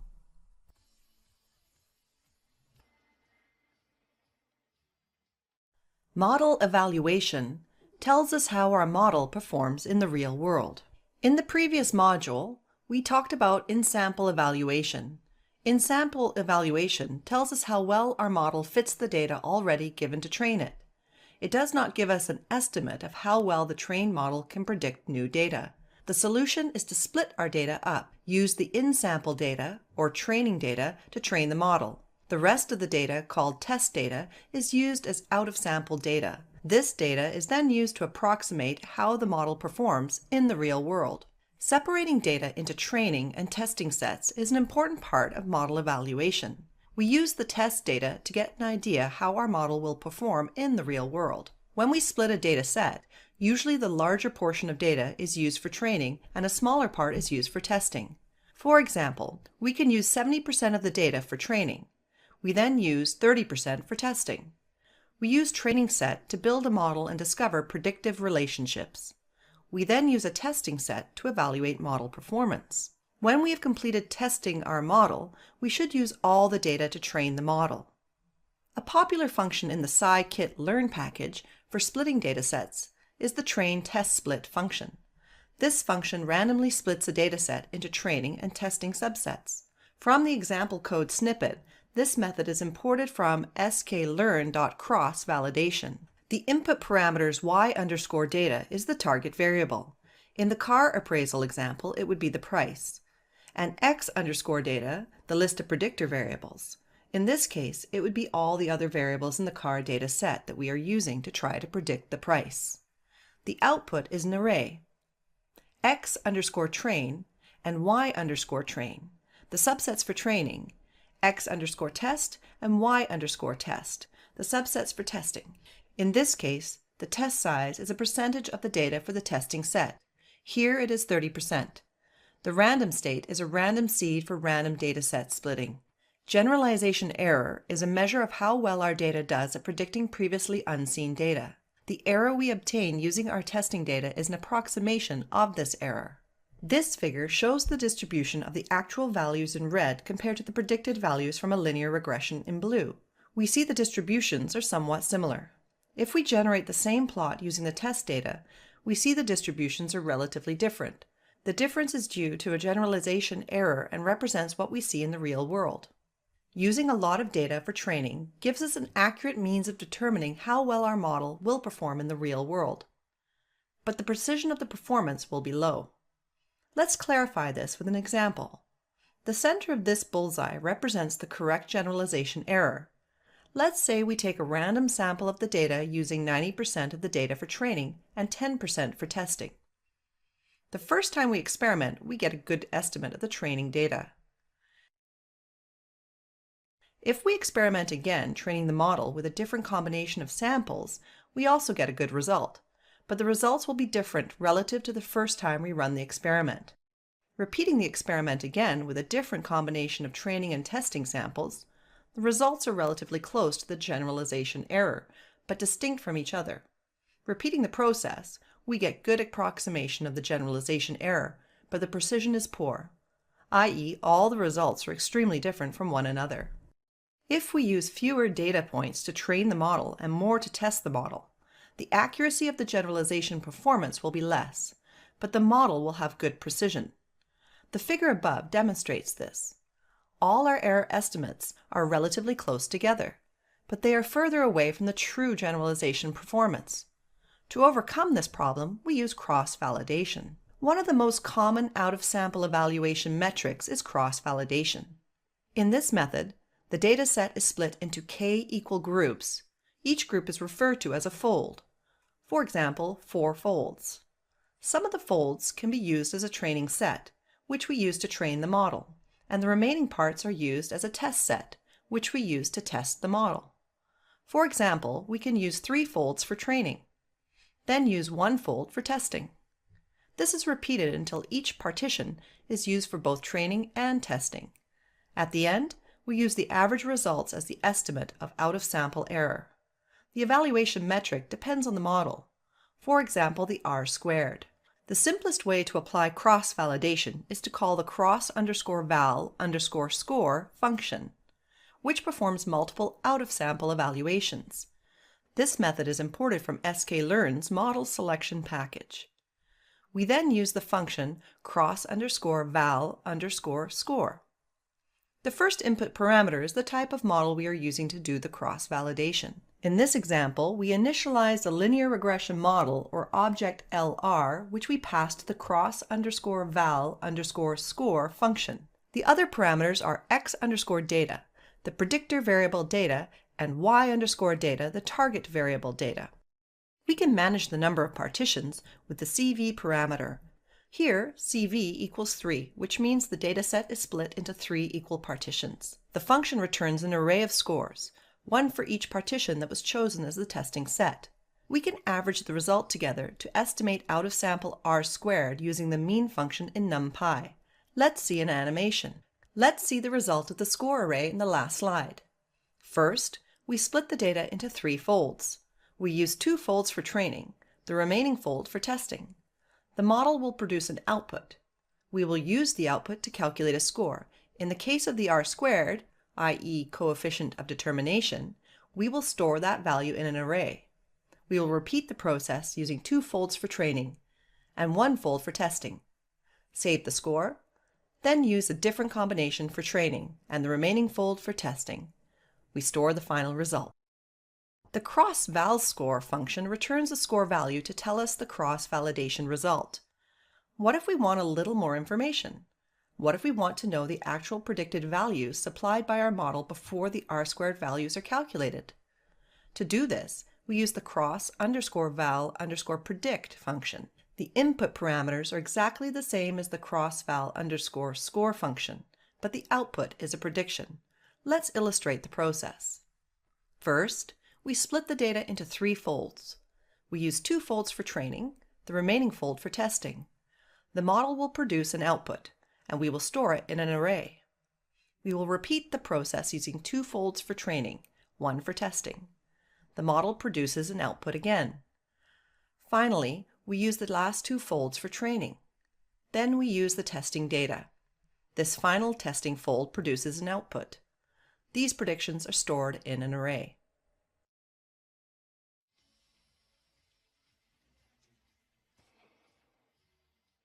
If you recall, in the last module, we discussed polynomial regression. In this section, we will discuss how to pick the best polynomial order and problems that arise when selecting the wrong order polynomial. Consider the following function. We assume the training points come from a polynomial function plus some noise. The goal of model selection is to determine the order of the polynomial to provide the best estimate of the function yx. If we try and fit the function with a linear function, the line is not complex enough to fit the data. As a result, there are many errors. This is called underfitting, where the model is too simple to fit the data. If we increase the order of the polynomial, the model fits better, but the model is still not flexible enough and exhibits underfitting. This is an example of the 8th order polynomial used to fit the data. We see the model does well at fitting the data and estimating the function, even at the inflection points. Increasing it to a 16th order polynomial, the model does extremely well at tracking the training point, but performs poorly at estimating the function. This is especially apparent where there is little training data. The estimated function oscillates, not tracking the function. This is called overfitting, where the model is too flexible and fits the noise rather than the function. Let's look at a plot of the mean square error for the training and testing set of different order polynomials. The horizontal axis represents the order of the polynomial. The vertical axis is the mean square error. The training error decreases with the order of the polynomial. The test error is a better means of estimating the error of a polynomial. The error decreases till the best order of the polynomial is determined. Then the error begins to increase. We select the order that minimizes the test error. In this case, it was 8. Anything on the left would be considered underfitting. Anything on the right is overfitting. If we select the best order of the polynomial, we will still have some errors. If you recall the original expression for the training points, we see a noise term. This term is one reason for the error. This is because the noise is random and we can't predict it. This is sometimes referred to as an irreducible error. There are other sources of errors as well.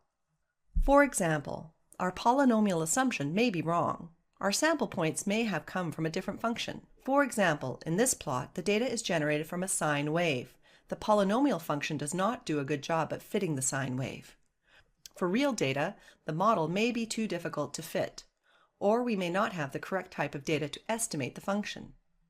Let's try different order polynomials on the real data using horsepower. The red points represent the training data. The green points represent the test data. If we just use the mean of the data, our model does not perform well. A linear function does fit the data better. A second order model looks similar to the linear function. A third order function also appears to increase, like the previous 2 orders. Here we see a fourth order polynomial. At around 200 horsepower, the predicted price suddenly decreases. This seems erroneous. Let's use r² to see if our assumption is correct. The following is a plot of the r² value. The horizontal axis represents the order polynomial models. The closer the r² is to 1, the more accurate the model is. Here we see the r² is optimal when the order of the polynomial is 3. The r² drastically decreases when the order is increased to 4, validating our initial assumption. We can calculate different r² values as follows.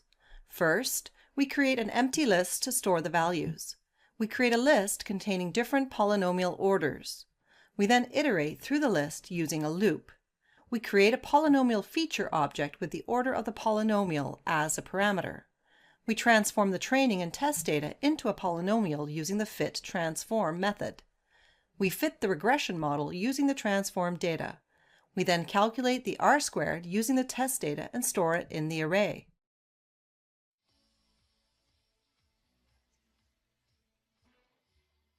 In this video, we'll discuss ridge regression.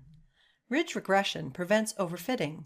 In this video, we will focus on polynomial regression for visualization, but overfitting is also a big problem when you have multiple independent variables or features. Consider the following fourth order polynomial in orange.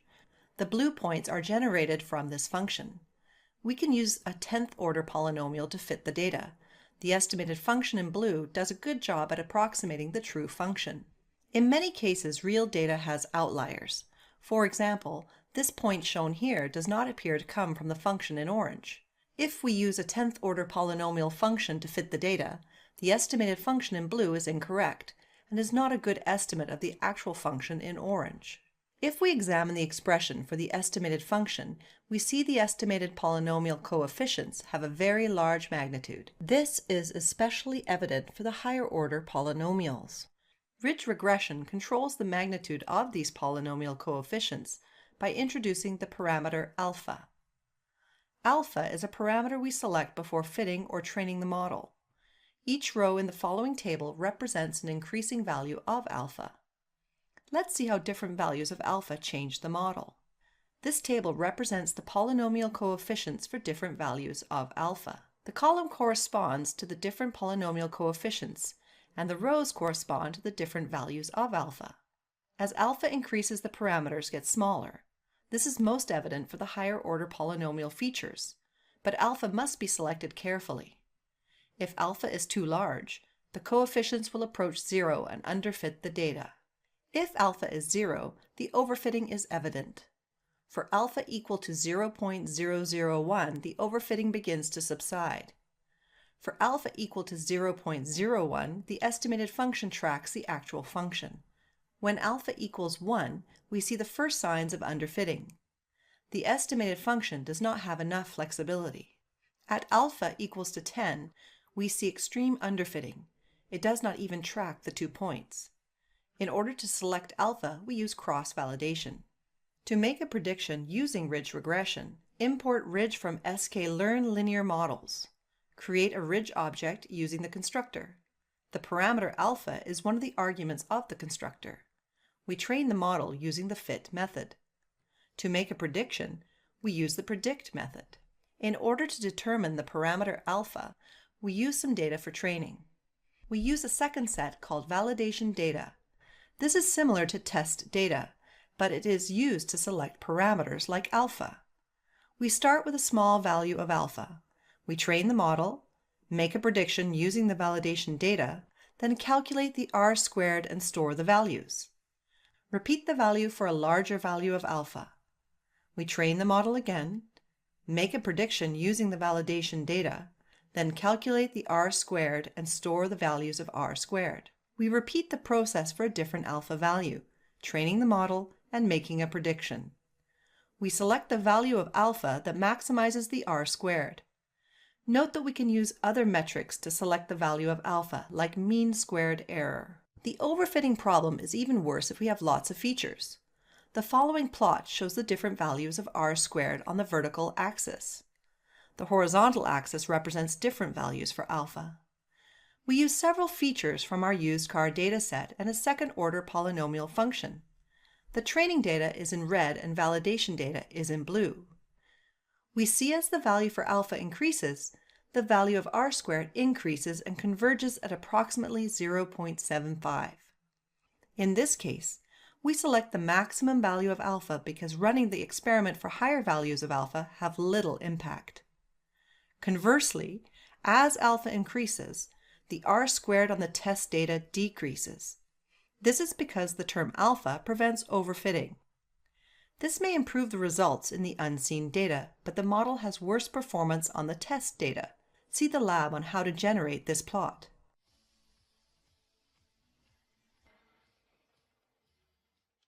Grid search allows us to scan through multiple free parameters with few lines of code.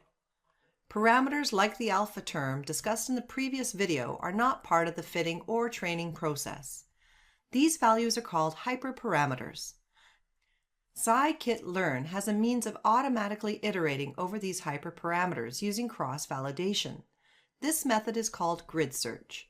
Grid search takes the model or objects you would like to train and different values of the hyperparameters. It then calculates the mean square error, or R-squared, for various hyperparameter values, allowing you to choose the best values. Let the small circles represent different hyperparameters. We start off with one value for hyperparameters and train the model. We use different hyperparameters to train the model. We continue the process until we have exhausted the different free parameter values. Each model produces an error. We select the hyperparameter that minimizes the error. To select the hyperparameter, we split our data set into 3 parts: the training set, validation set, and test set. We train the model for different hyperparameters. We use the R-squared, or mean square error, for each model. We select the hyperparameter that minimizes the mean squared error or maximizes the R-squared on the validation set. We finally test our model performance using the test data. This is the scikit-learn webpage, where the object constructor parameters are given. It should be noted that the attributes of an object are also called parameters. We will not make the distinction even though some of the options are not hyperparameters per se. In this module, we will focus on the hyperparameter alpha and the normalization parameter. The value of your grid search is a Python list that contains a Python dictionary. The key is the name of the free parameter. The value of the dictionary is the different values of the free parameter. This can be viewed as a table with various free parameter values. We also have the object or model. The grid search takes on the scoring method, in this case r squared, the number of folds, the model or object, and the free parameter values. Some of the outputs include the different scores for different free parameter values. In this case, the r squared along with the free parameter values that have the best score. First, we import the libraries we need, including grid search CV, the dictionary of parameter values. We create a ridge regression object or model. We then create a grid search CV object.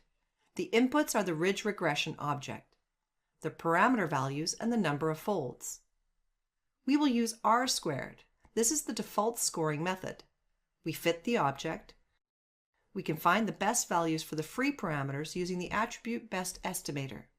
We can also get information like the mean score on the validation data using the attribute CV result.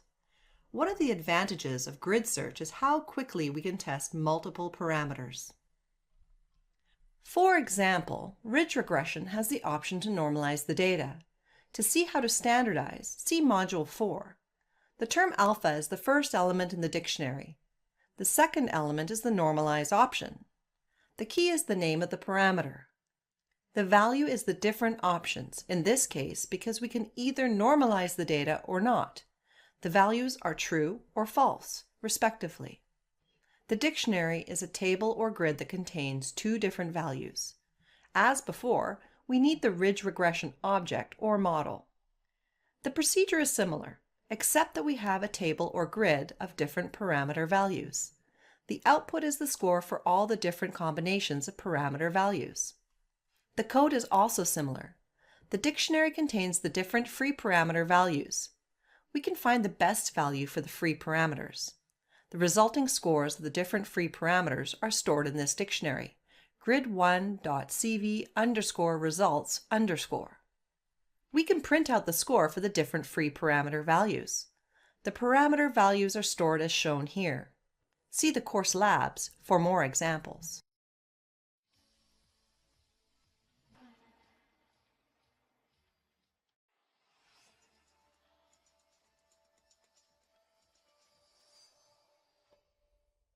Welcome to the Data Visualization with Python course.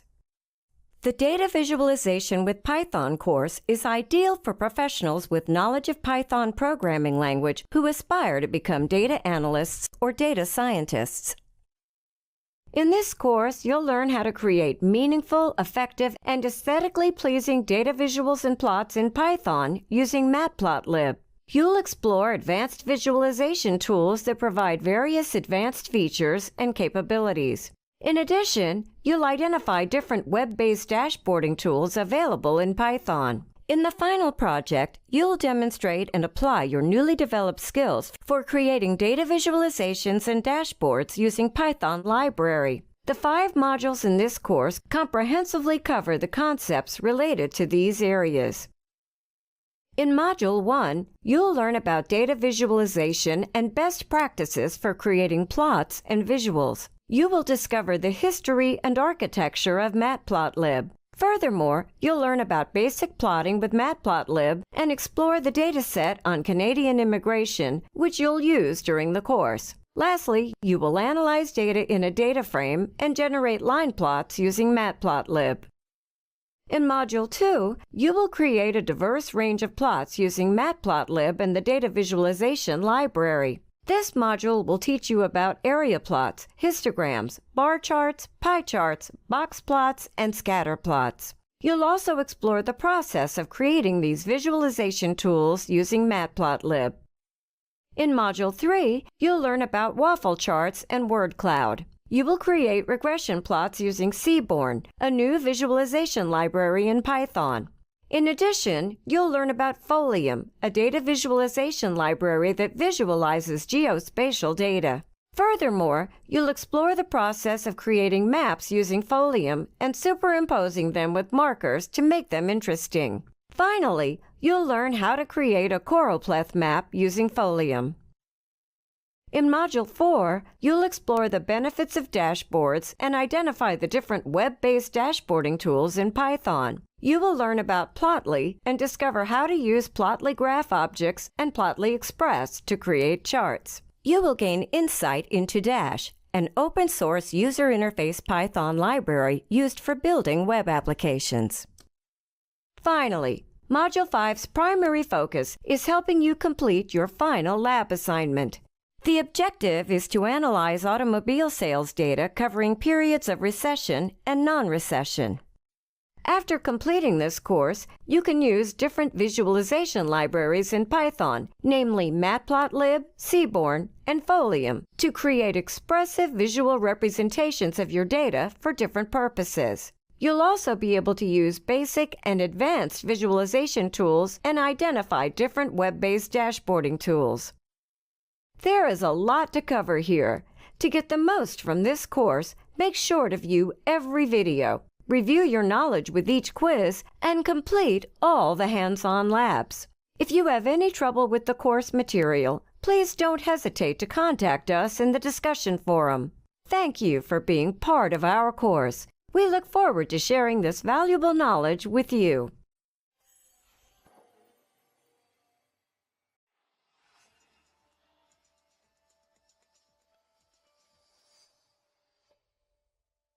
Hello, and welcome to Overview of Data Visualization.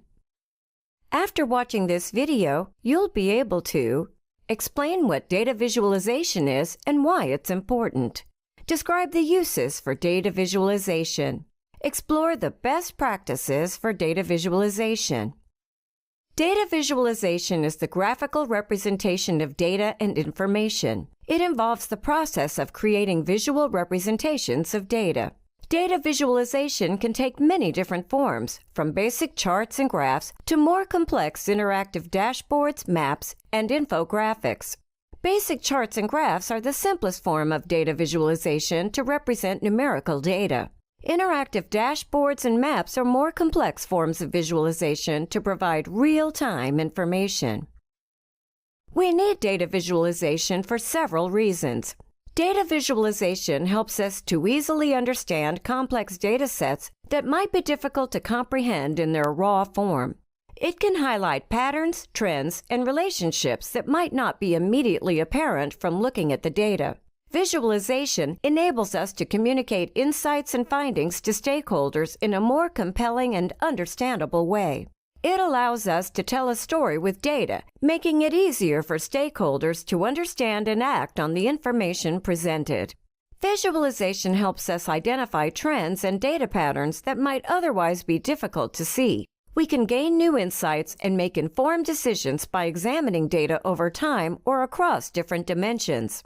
Presenting data in a more easily understood and interpreted way enables us to identify opportunities, spot potential problems, and make more informed choices.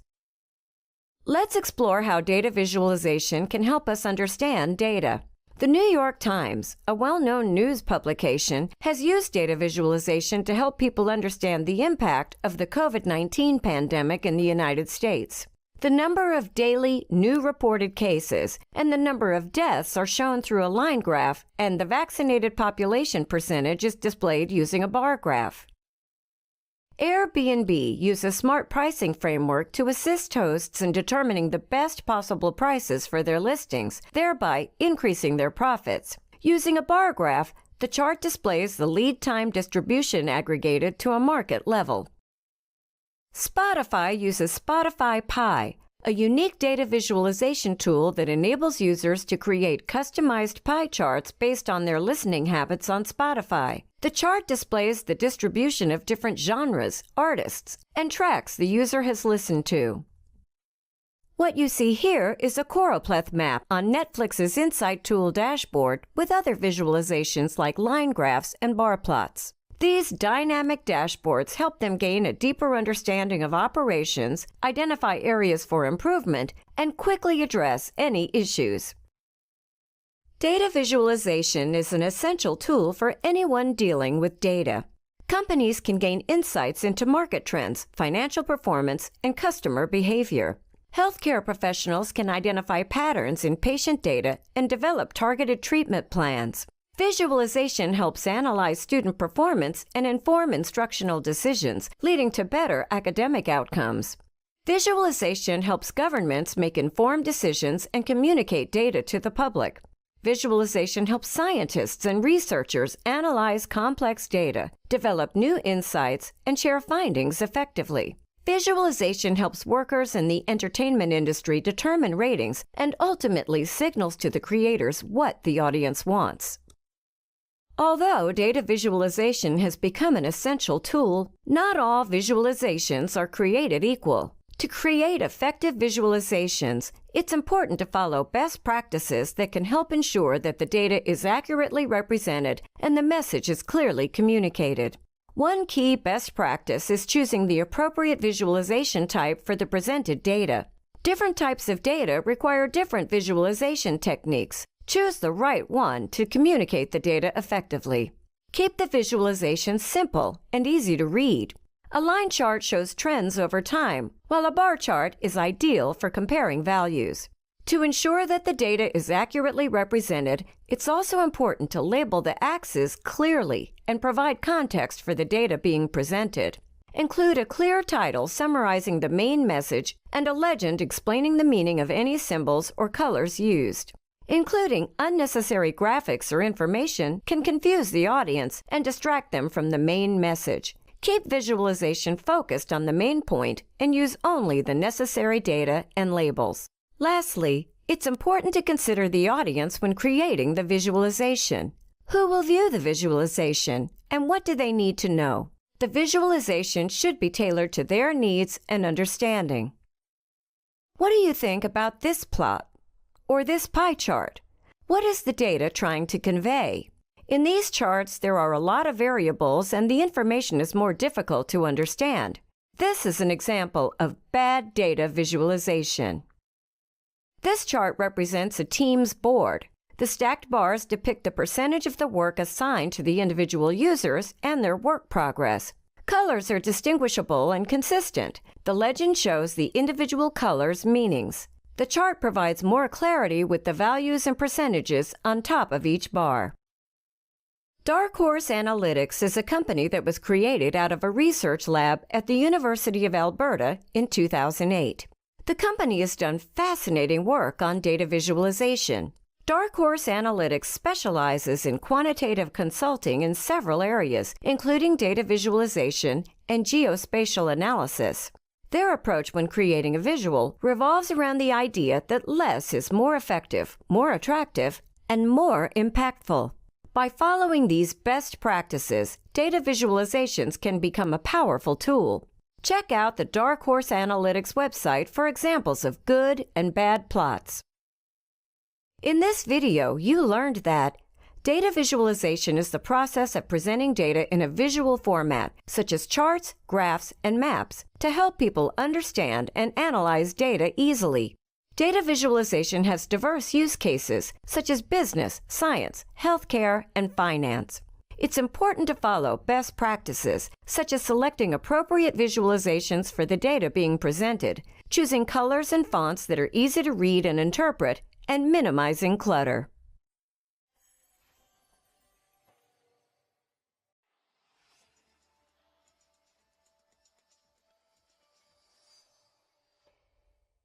Welcome to Types of Plots. After watching this video, you'll be able to explore different types of plots available for visualizing data. Identify the characteristics and appropriate use cases for each type of plot. As we know, data visualization represents data using visual formats like graphs, charts, and maps. It effectively communicates information, trends, and insights concisely. It also uncovers patterns, identifies trends, and simplifies complex information for easy understanding. Let's now explore the different types of plots. Some of these include line plot, bar plot, scatter plot, box plot, histogram. A line plot, also known as a line chart, displays data as a series of data points connected by straight lines. Line plots display trends, such as stock market fluctuations or temperature changes over time. They compare data sets with a continuous independent variable, like age or time. Line plots illustrate cause and effect relationships, such as sales revenue changes based on marketing budget. They also visualize continuous data, like height measurements over time. Line plots can be misleading if the scales on the axes are not carefully chosen to reflect the data accurately. The line plot shows a downfall in immigration trends in 1998. However, if you will correct the scale on the y-axis to start with 0, as in this plot, you'll see that the actual trend is not that alarming. Let's now explore the next plot. A bar plot, also known as a bar chart, displays data using rectangular bars where the height or length of the bars represents the magnitude of the data. The bars can be oriented either vertically or horizontally. A vertically oriented bar chart is often referred to as a vertical bar chart or a column chart. If you're looking for an effective way to compare data, bar plots are ideal for comparing different categories or groups. They excel with discrete data, like comparing sales revenue by product. They show how different categories contribute to the whole, and rankings, such as sales percentage or budget allocation. Bar plots can visualize data that you can easily rank, like displaying the best-selling books in the market. Their simplicity and interpretability make them favored for data visualization. Inaccurate bar choices or axis scales can lead to misleading plots. In this bar plot, the y-axis, starting at 6, makes the difference between the values in 1995 and 1998 seem larger than it actually is. However, when the y-axis starts at 0, the plot accurately represents the data without misleading the viewer. Now let's go through the next plot. A scatter plot is a type of plot that presents values for two variables for a set of data using Cartesian coordinates. The data points are displayed as a collection of points where one variable's value determines the position on the horizontal axis and the other variable's value determines the position on the vertical axis. When can you use a scatter plot?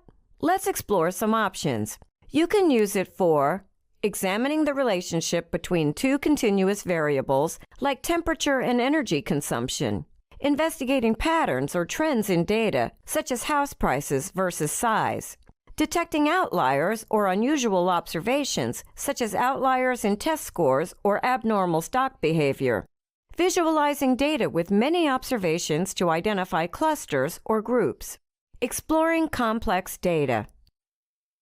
Outliers significantly impact interpretation, requiring consideration of their inclusion or exclusion.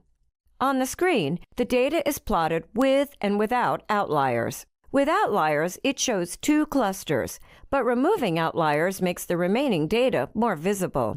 Proper outlier handling enhances accuracy and meaningful insights in scatter plots. Let us learn about the box plot. A box plot, also known as a box and whisker plot, is a type of plot that displays the distribution of a data set along with key statistical measures.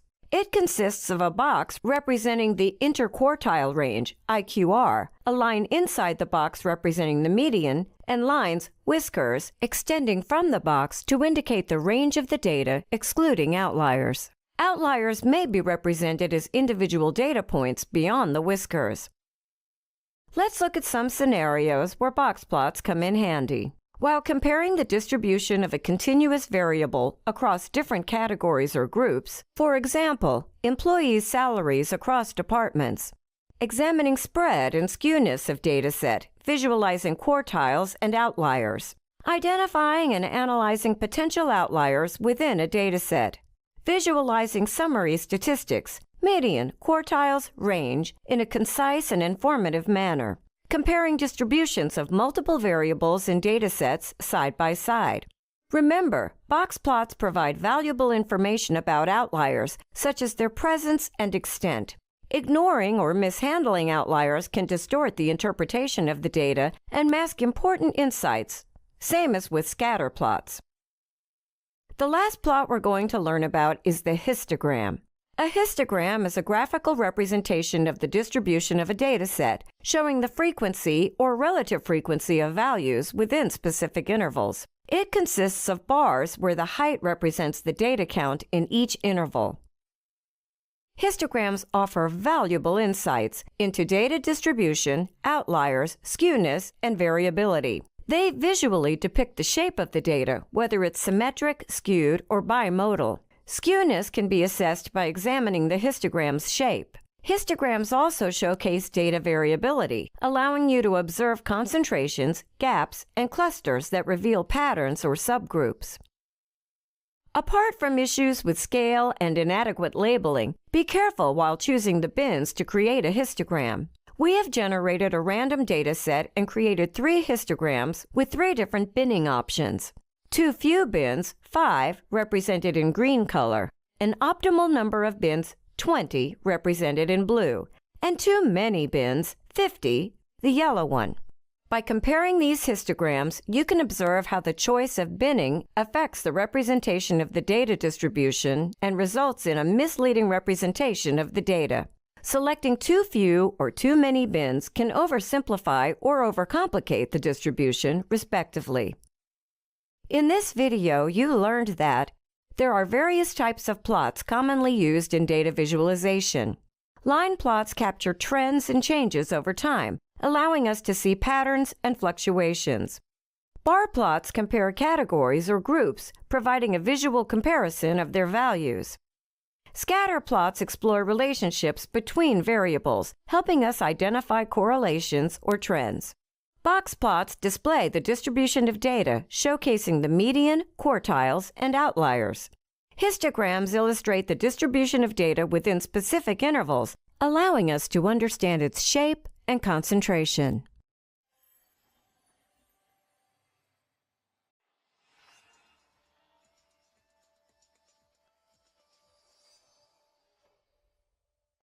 Welcome to Plot Libraries.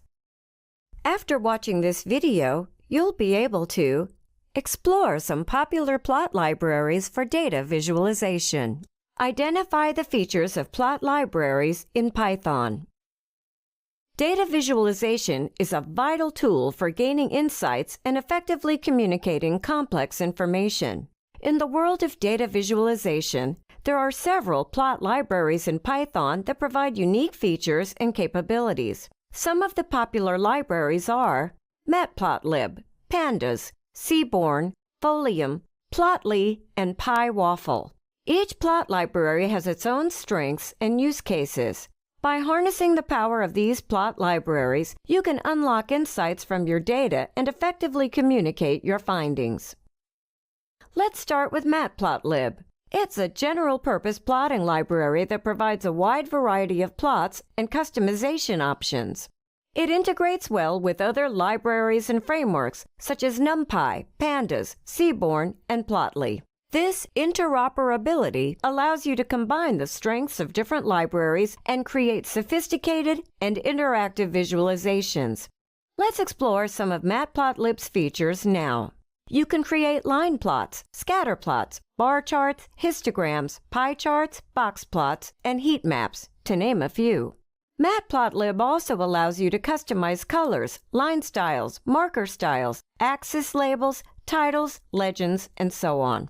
Matplotlib's versatility, customization options, integration capabilities, and community support make it a powerful and reliable choice for data visualization tasks in Python.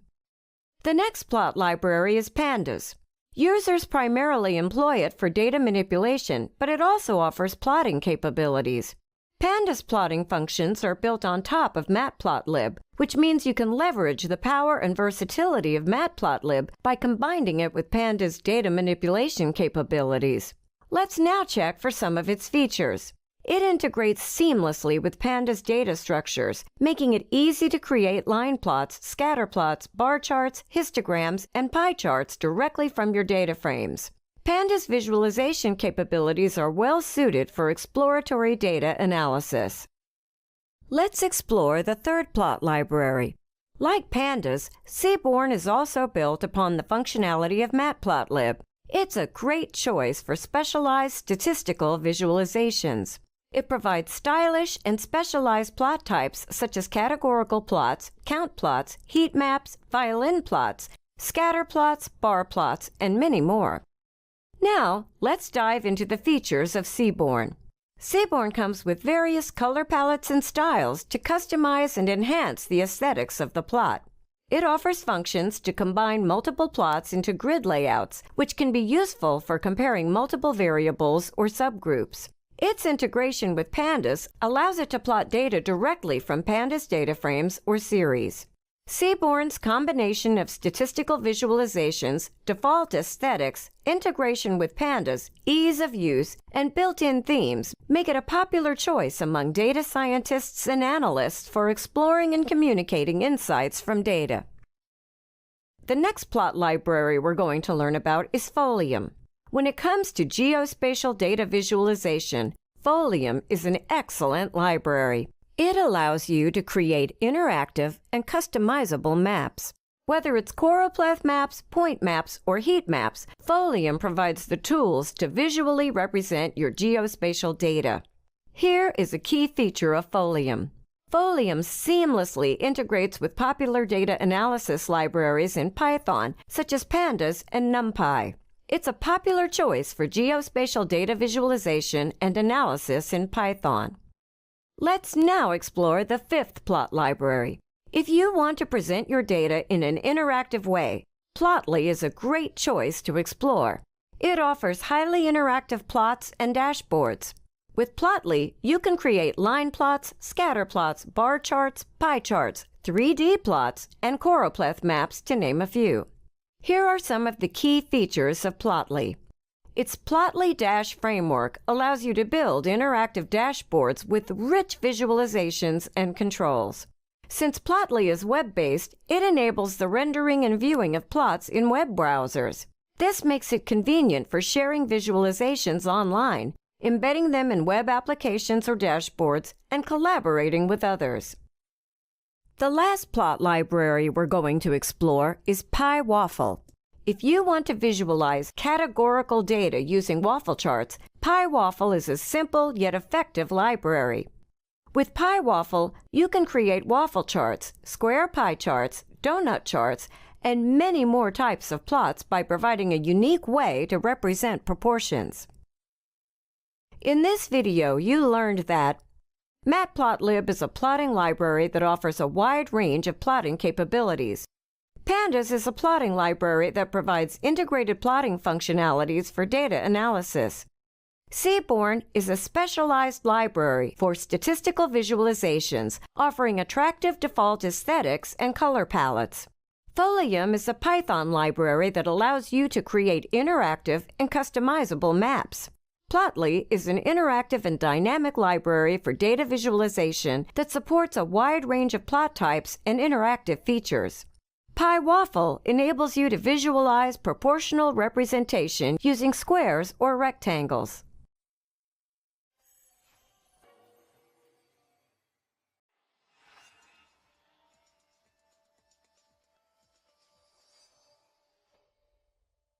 Welcome to Introduction to Matplotlib. After watching this video, you'll be able to explain what Matplotlib is and why it was created. Describe the uses for Matplotlib. Matplotlib is one of the most widely used data visualization libraries in Python. It was created by John Hunter, who was an American neurobiologist. John Hunter was part of a research team analyzing electrocorticography, ECOG signals, and used proprietary software for this task. However, the team had only one license and was taking turns using it. So, to overcome this limitation, John Hunter set out to replace the proprietary software with a MATLAB-based version that could be utilized by him and his teammates and extended by multiple investigators. As a result, Matplotlib was initially developed as an EEG and ECOG visualization tool, and just like MATLAB, Matplotlib was equipped with a scripting interface for quick and easy generation of graphics represented by the plot. As for Matplotlib's architecture, it's composed of three main layers.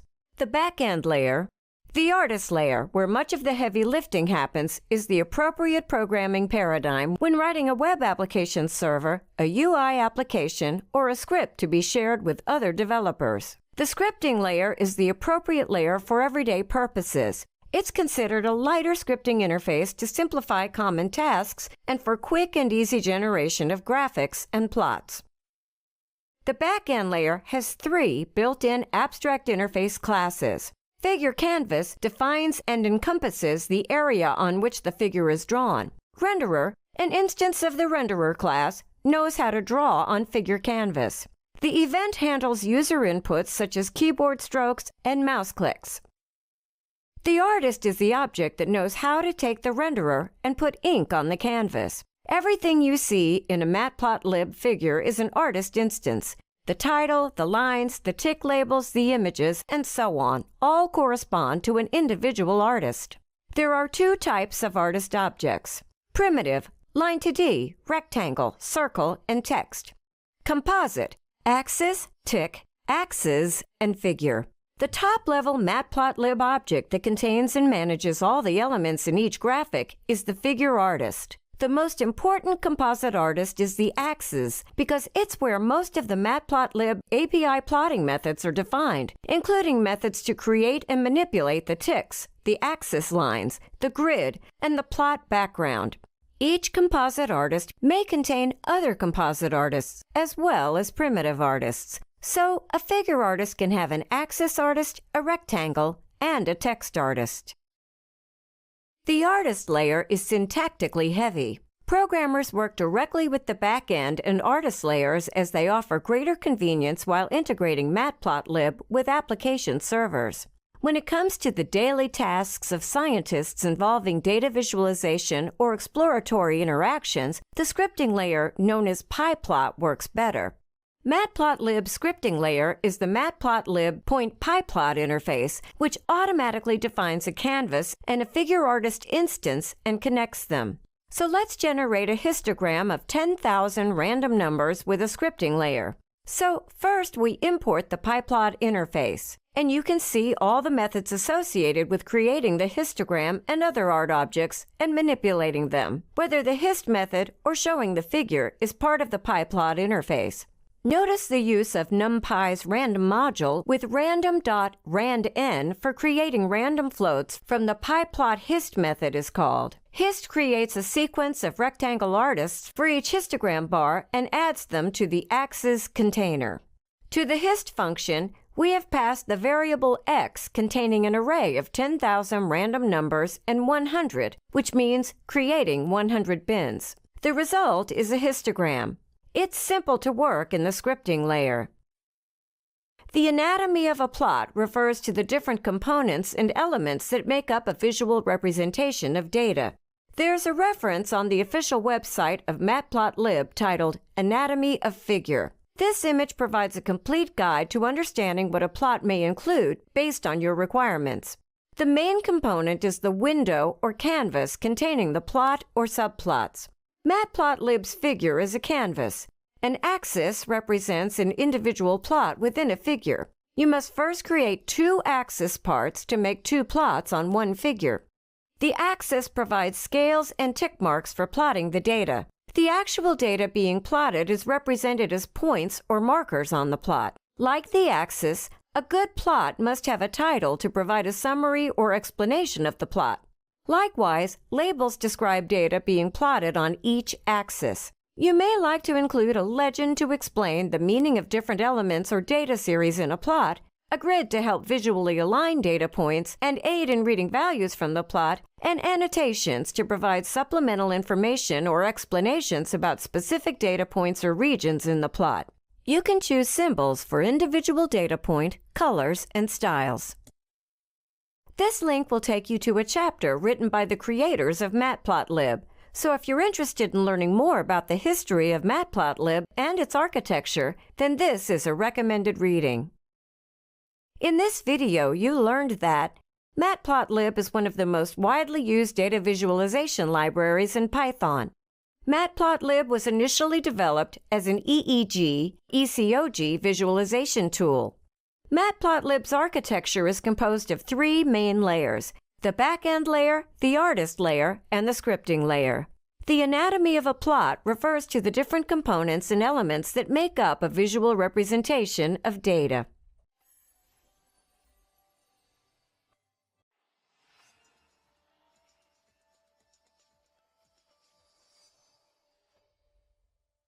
Welcome to Basic Plotting with Matplotlib. After watching this video, you'll be able to explore how to use Matplotlib to create plots by employing Jupyter Notebook, create conventional visualization tools using the plot function. Matplotlib is a well-established data visualization library that can be integrated in different environments such as Python scripts, Python and IPython shells, web application servers, and in graphical user interface toolkits. The Jupyter Notebook is also one of them. The Jupyter Notebook is an open-source web application that allows you to create and share documents that contain live code, visualizations, and some explanatory text as well. Jupyter has some specialized support for Matplotlib, so if you start a Jupyter Notebook, all you have to do is import Matplotlib and you're ready to go. We will now learn how to create almost all of the visualization tools using the scripting interface. As we proceed in the course, you will appreciate the power of this interface when you find out that you can literally create almost all of the conventional visualization tools such as histograms, bar charts, box plots, and many others using one function only, the plot function. Let's start with an example. Let's first import the scripting interface as PLT, and let's plot a circular mark at the position 5, 5. Notice how the plot was generated within the browser and not in a separate window. If the plot gets generated in the new pop-up window, then you can enforce generating plots into the browser using what's called the magic function, %, matplotlib, end quote, and you pass in inline as the backend. Matplotlib has a number of different backends available. One limitation of this backend is that you cannot modify a figure once it's rendered. So after rendering the figure, there is no way for us to add, for example, a figure title or labels to its axis. We will need to generate a new plot and add a title and the axis labels before calling the show function. A backend that overcomes this limitation is the Notebook backend. With the Notebook backend in place, if a PLT function is called, it applies them to the active figure if it exists. If a figure does not exist, it renders a new figure. So when we call the plt.plot function to plot a circular mark at position 5, 5, the backend checks if an active figure exists. Since no active figure exists, it generates a figure and adds a circular mark to position 5, 5. And what is beautiful about this backend is that now we can easily add a title or labels to the axis after the plot was rendered without the need of regenerating the figure. Finally, another thing that is great about Matplotlib is that Pandas also has a built-in implementation of it. Therefore, plotting in Pandas is as simple as calling the plot function on a given Pandas series or Pandas data frame. So, say we have a data frame of the number of immigrants to Canada from India and China for the years 1980 to 1996, and we're interested in generating a line plot of this data. All we have to do is call the plot the function on this data frame, which we have called India_China_DF, and pass in kind equals line. And there you have it, a line plot of the data in the data frame. Plotting a histogram of the data is not any different. So, say we would like to plot a histogram of the India column in our data frame. All we have to do is call the plot function on that column and pass in kind as hist for histogram. And there you have it, a histogram of the number of Indian immigrants to Canada from 1980 to 1996. In this video, you learned that Matplotlib is a well-established data visualization library that can be integrated in different environments. Jupyter Notebook is an open-source web application that allows you to create and share documents. Matplotlib has a number of different backends available. You can easily include the label and title to your plot with PLT.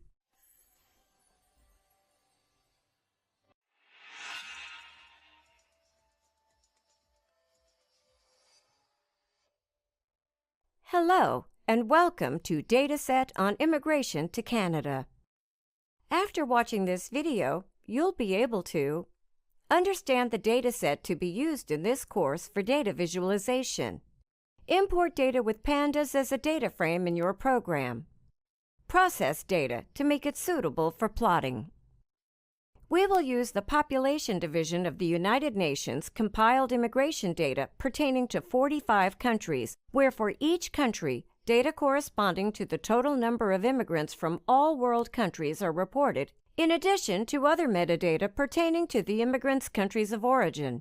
In this course, we'll focus on Canada and work primarily with the dataset involving immigration to the Great White North. Here is a snapshot of the UN data on immigration to Canada in the form of an Excel file. The first 20 rows contain textual data about the UN department and other information. Row 21 contains the labels of the columns. Following that, each row represents a country along with metadata about the country, such as the continent it resides in, what region it belongs to, and whether the region is developing or developed. Then we have the total number of immigrants from that country for the years 1980 all the way to 2013. Throughout this course, we will be using pandas for any analysis of the data before creating visualization tools. So in order to start creating different types of plots of the data, whether for exploratory analysis or for presentation, we will need to import the data into a pandas data frame. To do that, we will need to import the pandas library as well as the OpenPixel library, which is required to extract data from Excel spreadsheets files. Then we will call the pandas function readExcel to read the data into a pandas data frame. Notice how we're skipping the first 20 rows to read only the data corresponding to each country. If you want to confirm that you have imported your data correctly, you can always use the head function to display the first 5 rows in the data frame. Now, let's process the data frame so that the country name becomes the index of each row. This should make querying specific countries easier. Also, let's add an extra column which represents the total immigration for each country from 1980 to 2013. So, for Afghanistan, it's 58,639, and for Albania, it's 15,699, and so on. Now, let's name our data frame DF_Canada. In this video, you learned that the Population Division of the United Nations compiled immigration data pertaining to 45 countries. The UN data on immigration to Canada shows data related to the number of people who migrated. In order to start creating different types of plots of the data, you will need to import the data into a pandas data frame.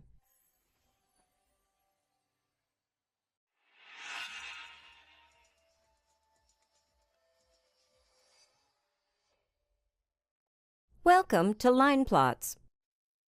After watching this video, you'll be able to describe line plot and its function, determine when to use a line plot, create a line plot from data in the dataset. So, what is a line plot? As its name suggests, it's a plot that displays information as a series of data points connected by straight lines. It is one of the most basic types of charts and is common in many fields, not just data science. Let's identify when to use a line plot.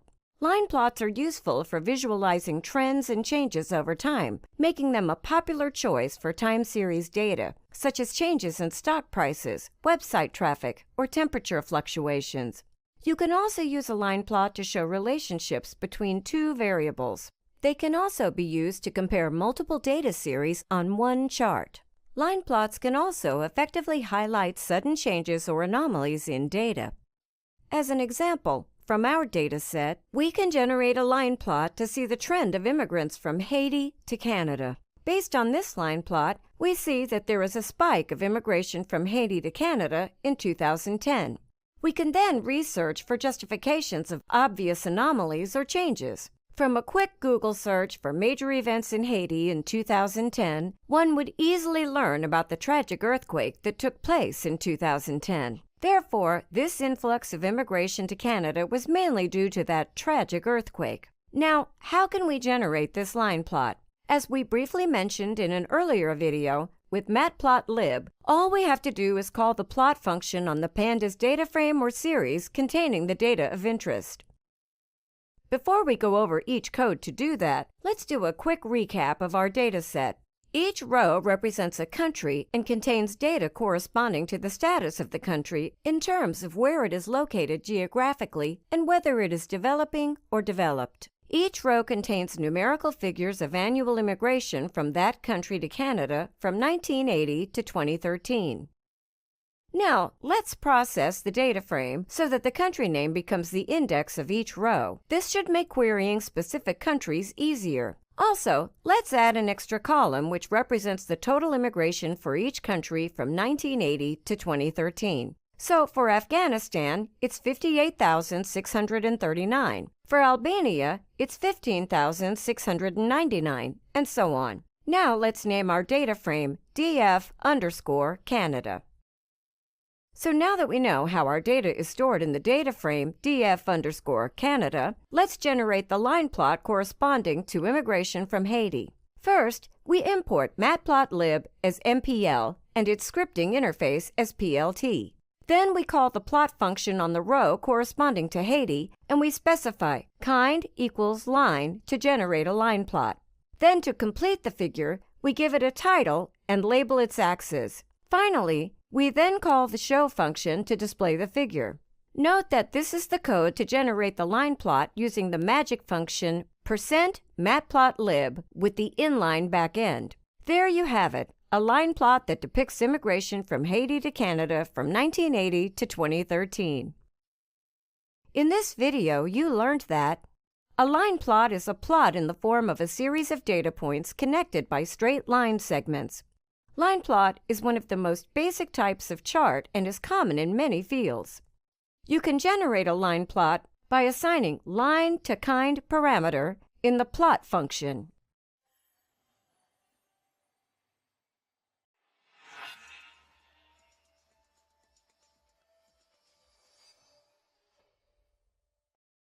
Welcome to area plots. After watching this video, you'll be able to describe what is an area plot, explain how to create an area plot using matplotlib. So, what is an area plot? An area plot, also known as an area chart or graph, displays the magnitude and proportion of multiple variables over a continuous axis, typically representing time or another ordered dimension. It's similar to a line plot, but with the area below the line filled with color to emphasize the cumulative magnitude of the variables. This kind of graph is commonly used when trying to compare two or more quantities. Let's learn how to generate an area plot with matplotlib. Before we go over the code on how to generate an area plot, let's do a quick recap of our data set.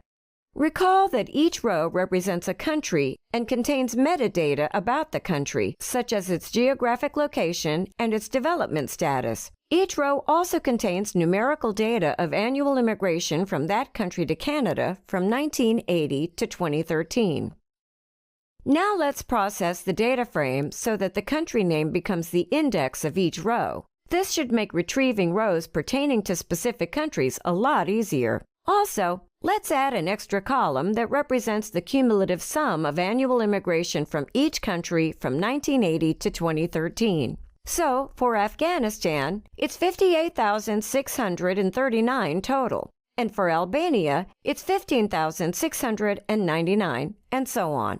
And let's name our data frame df_Canada. So now that we know how we have stored our data in the data frame df_Canada, let's try to generate area plots for the countries with the highest immigration to Canada. We can try to find these countries by sorting our data frame in descending order of cumulative total immigration from 1980 to 2013. We use the sort _values function to sort our data frame in descending order. And here is the result. It turns out that India, followed by China, then the United Kingdom, the Philippines, and Pakistan are the top 5 countries with the highest immigration to Canada. So, can we now go ahead and generate the area plots using the first 5 rows of this data frame? Not quite yet. First, we need to create a new data frame of these 5 countries only and exclude the total column.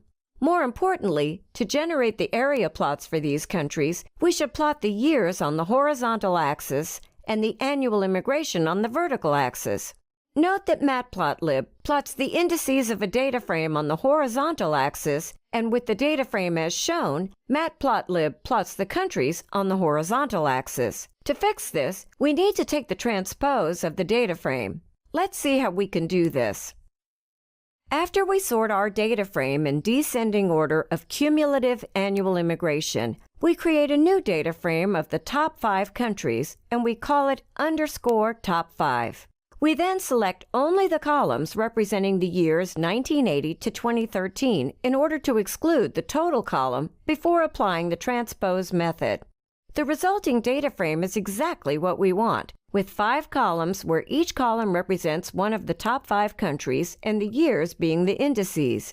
Now we can go ahead and use the plot function on data frame df_top5 to generate the area plots. First, we import Matplotlib as MPL and its scripting interface as PLT. Then we call the plot function on the data frame df_top5, and we set kind equals area to generate an area plot.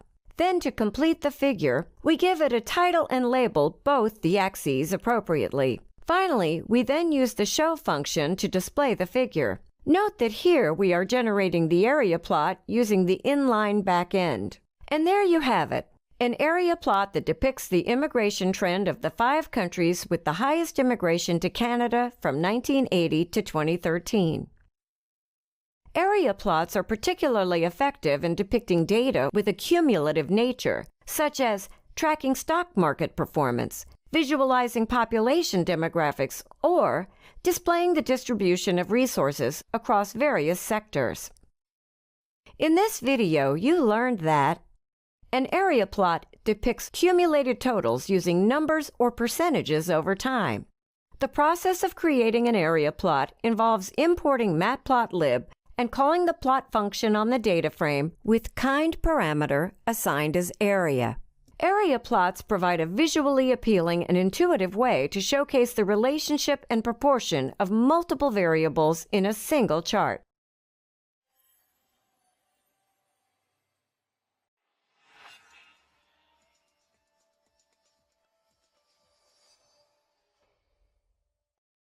Welcome to histograms.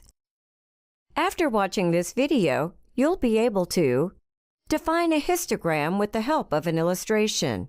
Explore the process of creating a histogram using Matplotlib. Let's start by defining what a histogram is. A histogram is a way of representing the frequency distribution of a numeric data set. The way it works is that it partitions the spread of the numeric data into bins, assigns each data point in the dataset to a bin, and then counts the number of data points assigned to each bin. So, the vertical axis is essentially the frequency or the number of data points in each bin. For example, let's say the range of the numeric values in the dataset is 34,129. Now, the first step in creating a histogram is partitioning the horizontal axis in, say, 10 bins of equal width. Then we construct the histogram by counting how many data points have a value that is between the limits of the first bin, the second bin, the third bin, and so on. Say the number of data points that have a value between 0 and 3,413 is 175. Then we draw a bar of that height for this bin. We repeat the same step for all the other bins. And if no data points fall into a bin, then that bin would have a bar of height 0. So how do we create a histogram using Matplotlib? Let's process the data frame so that the country name becomes the index of each row. This should make retrieving rows pertaining to specific countries a lot easier. Also, let's add an extra column that represents the cumulative sum of annual immigration from each country from 1980 to 2013. So, for Afghanistan, it's 58,639 total, and for Albania, it's 15,699, and so on. And let's name our data frame DF_Canada. Considering the Canada immigration data set, having countries as the index, and having another column as total represents the cumulative sum of annual immigration from each country from 1980 to 2013. Say we want to visualize the distribution of immigrants to Canada in the year 2013. The simplest way to do that is to generate a histogram of the data in column 2013. Let's see how we can do that with Matplotlib. First, we import Matplotlib as MPL and its scripting interface as PLT. Then we call the plot function on the data in column 2013 and we specify kind equals hist to generate a histogram. Then, to complete the figure, we give it a title and label both its axes. Finally, we use the show function to display the figure. And there you have it, a histogram that depicts the distribution of immigration to Canada in 2013. But notice how the bins are not aligned with the tick marks on the horizontal axis. This can make the histogram hard to read. So let's try to fix this in order to make our histogram more effective. One way to solve this issue is to borrow the histogram function from the NumPy library. So, as usual, we start by importing Matplotlib and its scripting interface, but this time we also import the NumPy library. Then we call the NumPy histogram function on the data in column 2013. This function is going to partition the spread of the data in column 2013 in 10 bins of equal width, where 10 is the default number of bins. It also computes the number of data points that fall in each bin and then return this frequency of each bin, which we are calling count here, and the bin edges, which we will call bin_edges. We then pass these bin edges as an additional parameter in our plot function to generate the histogram. And there you go, a precisely generated histogram with the bin edges and tick marks clearly aligned on the horizontal axis. In this video, you learned that a histogram is a way of representing the frequency distribution of a numeric data set. To generate a histogram on Matplotlib, you import Matplotlib as MPL and its scripting interface as PLT. You can call the plot function on the data frame with kind parameter assigned as hist. You can use the NumPy library to create bins for the histogram representation.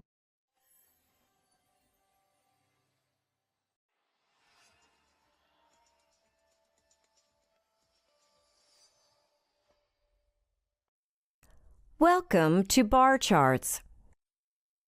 After watching this video, you'll be able to describe a bar chart with the help of an illustration. Explore the process of creating a bar chart using Matplotlib. A bar chart is a popular visualization tool. Unlike a histogram, a bar chart, also known as a bar graph, is a type of plot where the length of each bar is proportional to the value of the item that it represents. It's commonly used to compare the values of a variable at a given point in time. For example, say we want to visualize in a discrete fashion how immigration from Iceland to Canada looked from 1980 to 2013. One way to do that is by building a bar chart where the height of the bar represents the total immigration from Iceland to Canada in a particular year. How do we do that with Matplotlib? From our dataset on immigration to Canada, we created a data frame called DF_Canada, having country names as the index of each row, and a column total represents the cumulative sum of annual immigration from each country from 1980 to 2013. So let's see how we can use Matplotlib to generate a bar chart to visualize what immigration from Iceland to Canada looked like from 1980 to 2013. As usual, we start by importing Matplotlib and its scripting interface. Then we use the years variable to create a new data frame. Let's name it DF_Iceland, which includes the data pertaining to annual immigration from Iceland to Canada and excluding the total column. Then we use the plot function on DF_Iceland and we set kind equals bar to generate a bar chart. To complete the figure, we give it a title and label both of its axes. Finally, we use the show function to display the figure. And there you have it. A bar chart depicts immigration from Iceland to Canada from 1980 to 2013. By examining the bar chart, we notice that immigration to Canada from Iceland has seen an increasing trend since 2010. I'm sure the curious among you are already wondering who the culprit behind this increasing trend is. You can also create a bar chart with horizontal bars by assigning bar to the kind parameter of the plot function. Note the use of the color parameter, as you can change the color of the bar with this. Let's suppose you want to highlight the years with highest and lowest number of Icelandic immigrants to Canada between the year 1980 to 1990. You can pass a list of colors to the color parameter accordingly. Here we have highlighted the bars for the years 1981 and 1990 with the color red. By assigning the color of your choice to the edge color parameter, you can change the borderline color of each bar. In this video, you learned that a bar chart is a type of plot where the length of each bar is proportional to the value of the item that it represents. You can create a bar chart using Matplotlib representing the total immigration from Iceland to Canada.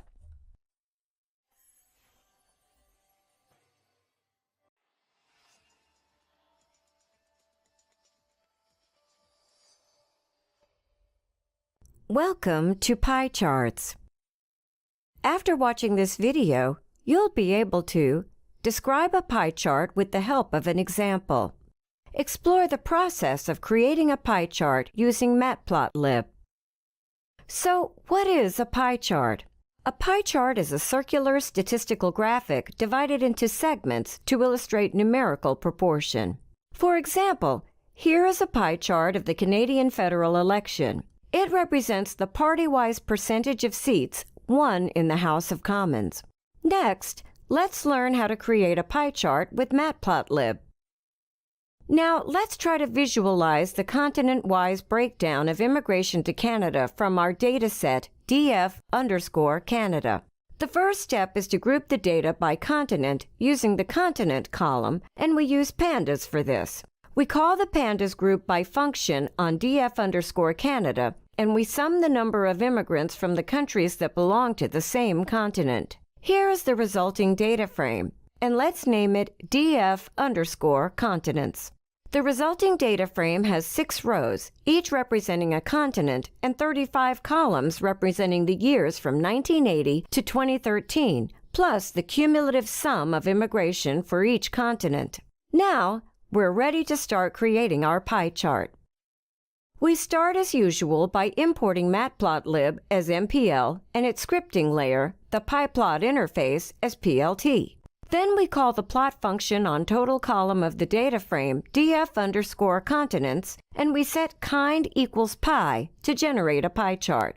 Then, to complete the figure, we give it a title. Finally, we use the show function to display the figure.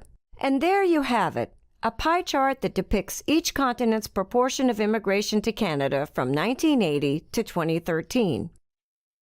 The explode property of a pie chart in Matplotlib allows you to offset one or more slices from the center, highlighting specific sections of the chart. By assigning values to the explode parameter, you can control the degree of separation and emphasize particular segments of the pie. As shown in this pie, the continents where the total is less than 10% are exploded out to be highlighted. A final point about pie charts. There are some strong critics who oppose using pie charts in any condition. They argue that pie charts do not display accurate data consistently. When it comes to depicting data consistently and communicating the point, bar charts perform significantly better. If you're interested in learning about the arguments against pie charts, here's a link to a very interesting article that discusses very clearly the flaws of pie charts. You can also find the link under the video. In this video, you learned that a pie chart is a circular statistical graphic divided into segments to illustrate numerical proportion. The process of creating a pie chart involves importing matplotlib.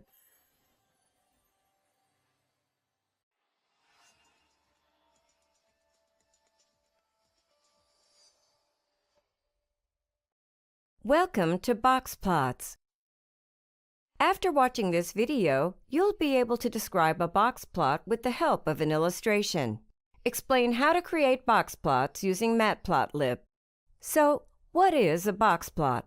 A box plot is a way of statistically representing the distribution of given data through 5 primary dimensions. Minimum is usually the value obtained by subtracting 1.5 times the interquartile range, or IQR, from the first quartile. First quartile is the point 25% of the way through the sorted data. In other words, a quarter of the data points are less than this value. Median is the median of the sorted data. The third quartile is the point 75% of the way through the sorted data. In other words, 3/4 of the data points are less than this value. The maximum is usually the value obtained by adding the third quartile to 1.5 times the IQR. Finally, box plots also display outliers as individual dots outside the outer and lower extremes. Let's see how we can create a box plot with matplotlib. We first process the data frame df_Canada to set the country name as the index and add a column representing the cumulative sum of annual immigration from each country from 1980 to 2013. We want to create a box plot to visualize immigration from Japan to Canada. As with the other tools we've learned, we start by importing matplotlib as MPL and the PyPlot interface as PLT. Then we create a new data frame in the data about Japan, and we exclude the total column using the years variable. Then we transpose the resulting data frame in the correct format to create the box plot. Let's name this new data frame df_Japan. Following that, we call the plot function on df_Japan and set a kind equals box to generate a box plot. Then we complete the figure. We give it a title and label the vertical axis appropriately. Finally, we use the show function to display the figure. And there you have it, a box plot that provides a good distribution of Japanese immigration to Canada from 1980 to 2013. From this plot, we can verify that there are no outliers in this data. Also, we can see that the median is closer to the top, indicating more data concentration in the upper half. In this video, you learned that a box plot is a way of statistically representing given data distribution through 5 main dimensions. The 5 main dimensions are minimum, first quartile, median, third quartile, and maximum. You can create a box plot using matplotlib.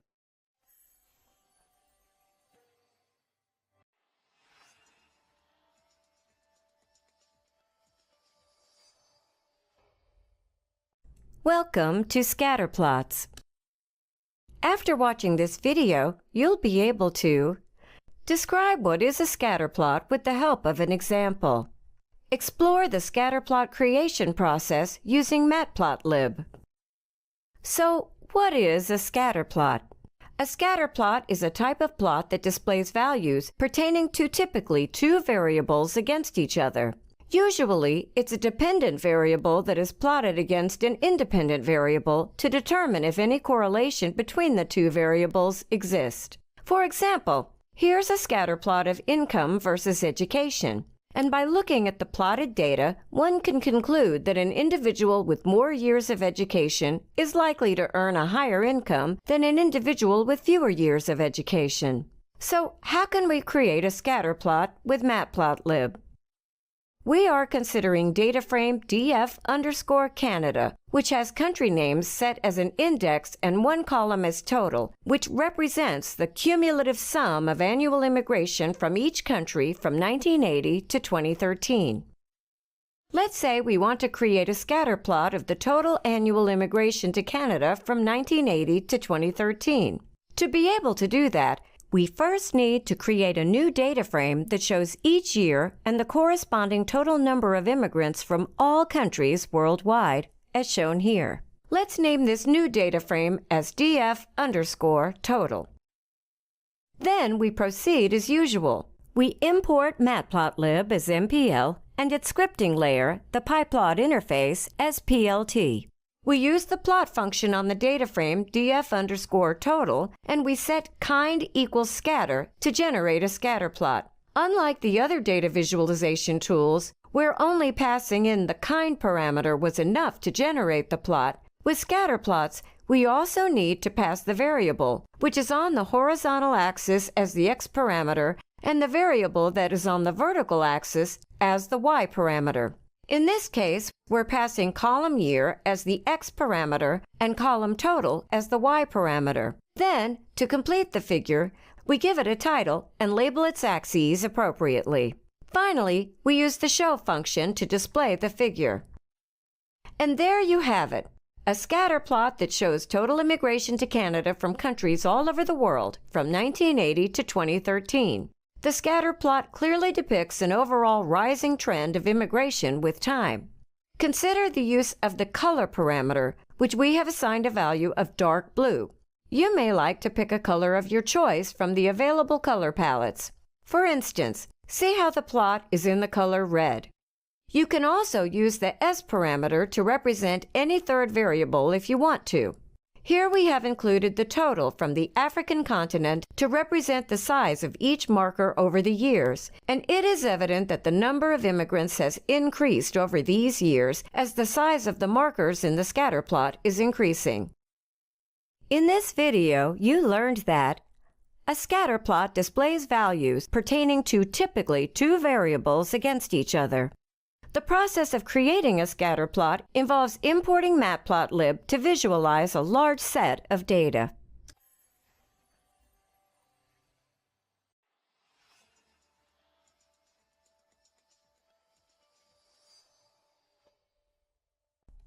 Welcome to Plotting Directly with Matplotlib. After watching this video, you'll be able to explore various functions offered by Matplotlib for data visualization and plotting. Differentiate between data storytelling and data visualization. Matplotlib is a general-purpose comprehensive plotting library that provides a flexible interface for creating a wide range of plots. Its PyPlot module offers a convenient way to create and customize plots quickly. Let's start plotting directly with Matplotlib. First, we need to import the library. Import matplotlib.pyplot as PLT. Here we're importing pyplot as PLT.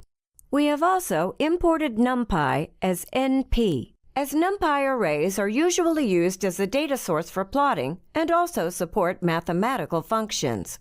Next, for tabular data, import pandas. Then call the subplot function and create a figure, the canvas window, and the axes. It's the area where the plot appears. The figure-axes pair provides greater control over the figure or canvas.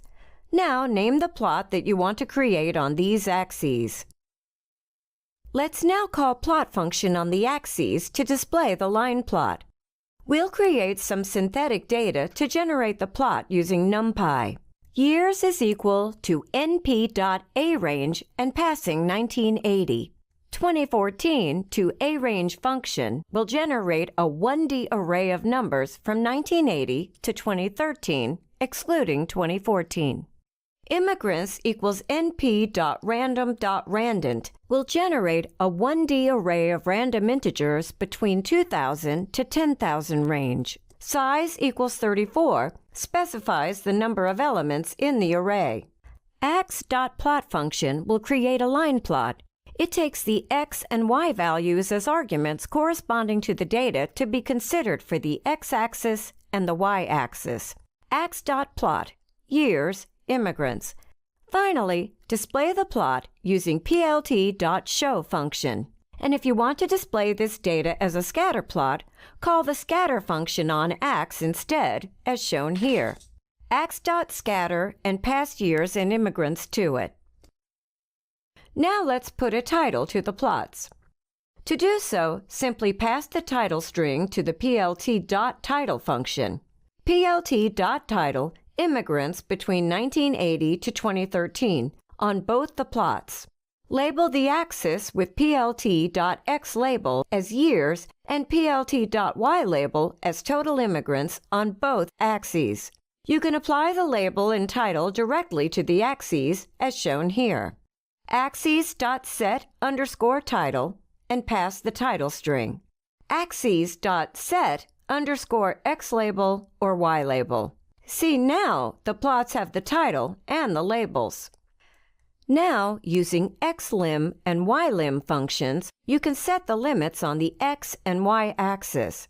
To improve the readability, you can enable grid lines with grid function and pass it with true, like ax.grid, true. Legend function will include the legend to your plot. Notice that the x-axis now starts with 1975 and ends with 2015, and now it shows the grid at the background of the plot. There are various options available to customize the plot. You can customize the plot with line styles, marker styles, and color customization options to achieve the desired visual effects. With marker, select a style to represent data points in your plot, like S for square and O for dots. For line plot, the marker is marker size, while in scatter, it's just S. Similarly, you select a color and a size for it. With the line style parameter, you can select different line styles, such as solid, dashed, or dotted lines. Notice the use of LOC in the legend parameter to specify the location where the legend is placed on the figure. Let's now use a bar plot to represent the number of immigrants for each year. Ax.bar function creates a bar plot, passing years corresponding to the x-axis and the immigrants to the y-axis. The height of each bar represents the number of immigrants for that year. Ax.hist generates a histogram with bins set to 20. Notice the use of edge color and color parameters to specify the border and bar column of the histogram. Ax.pie will generate a pie on the axes. Here we're plotting a pie for only 5 years, 1980 to 1984. Colors are assigned to each pie slice as a list of colors, and labels are set as years. AutoPCT displays the percentage of immigrants with 1 decimal point. Now let's explore how to display more than one plot on the same figure and specify the number of rows and columns to be created to the subplots function.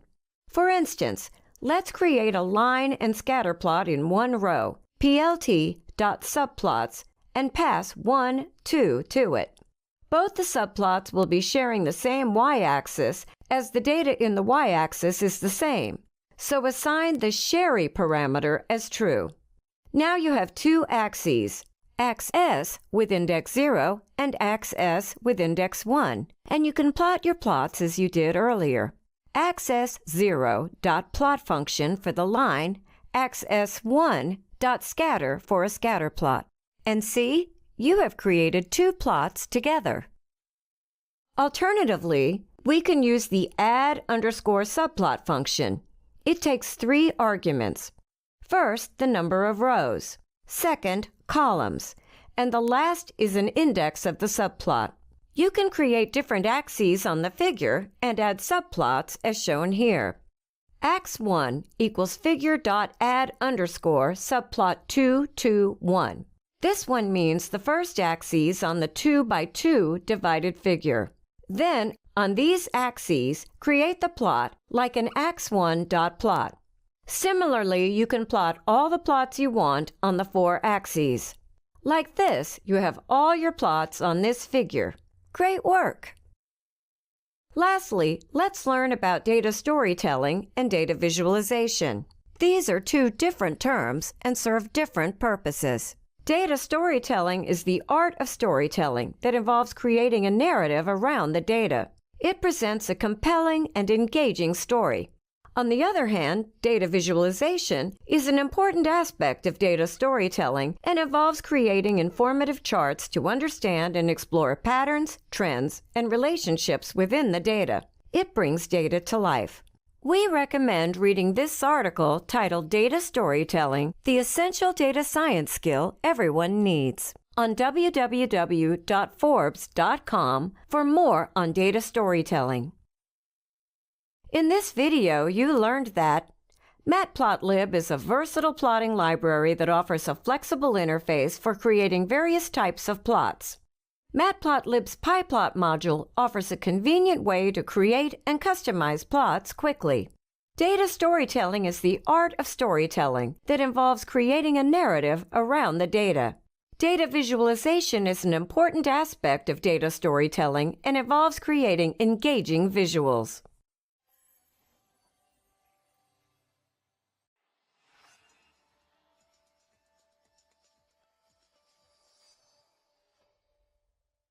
Welcome to Waffle Charts and Word Cloud. After watching this video, you'll be able to explore waffle charts with the help of an illustration, identify the use cases of waffle charts, explore word cloud with the help of an illustration, identify the use cases of word cloud. Waffle charts are a visualization technique that represent categorical data in the form of square tiles or cells. These resemble a grid of equal-sized squares, with each square representing a specific value or category. The size or color of the squares indicate the magnitude or proportion of each category. Waffle charts effectively show the proportion or percentage of different categories within an overall composition. The grid-like structure of waffle charts makes it easy to understand and interpret data, even for non-technical audiences. Let's now explore the areas in which you can employ waffle charts. You can use waffle charts for market share analysis, demographic representation, project progress tracking, budget allocation, survey responses, election results, and product sales analysis. Let's go through each use case. Visualize market share data, showing the proportion of companies or products within a specific market. Display demographic data, such as age groups or ethnicities within a population. Represent completion status of tasks or milestones, providing a visual overview of progress. Demonstrate allocation of budgetary resources across categories or departments within an organization. Summarize survey responses, displaying the distribution of answers to multiple choice questions. Provide a clear visualization of voting outcomes, representing the distribution of votes for candidates or parties. And lastly, illustrate product sales by representing the distribution of sales across categories or regions. Furthermore, by using the PyWaffle library in Python, you can easily create visually appealing waffle charts to effectively communicate categorical data. You can import waffle class from the PyWaffle library and provide the values parameter with the data containing the 4 continents with the total immigrants from the Canada immigration dataset. The rows and columns parameters determine the size of the chart grid. Lastly, we customize the chart by adding a title and positioning the legend. Now that we understand waffle charts, let's learn about word cloud. Word cloud, also known as tag cloud or text cloud, is a popular data visualization method to visually present textual data in an engaging and informative manner. It presents a concise summary of the textual content by providing a visual overview of the most commonly used words within a given text or collection of documents. A word cloud is simply a depiction of the importance of different words in a body of text. It works in a simple way. A word appears bigger and bolder in the word cloud depending on how many times it appears in a source of textual data. Here's an example of a text on recruitment. This cloud shows us that phrases like recruitment, talent, candidates, and so on stand out in the document. Let's now explore the areas in which we can employ word cloud. These include social media analysis, customer feedback analysis, content analysis, market research, resume or job description analysis. Let's go through each use case. Word cloud helps extract and visualize popular topics or sentiments from social media conversations or hashtags.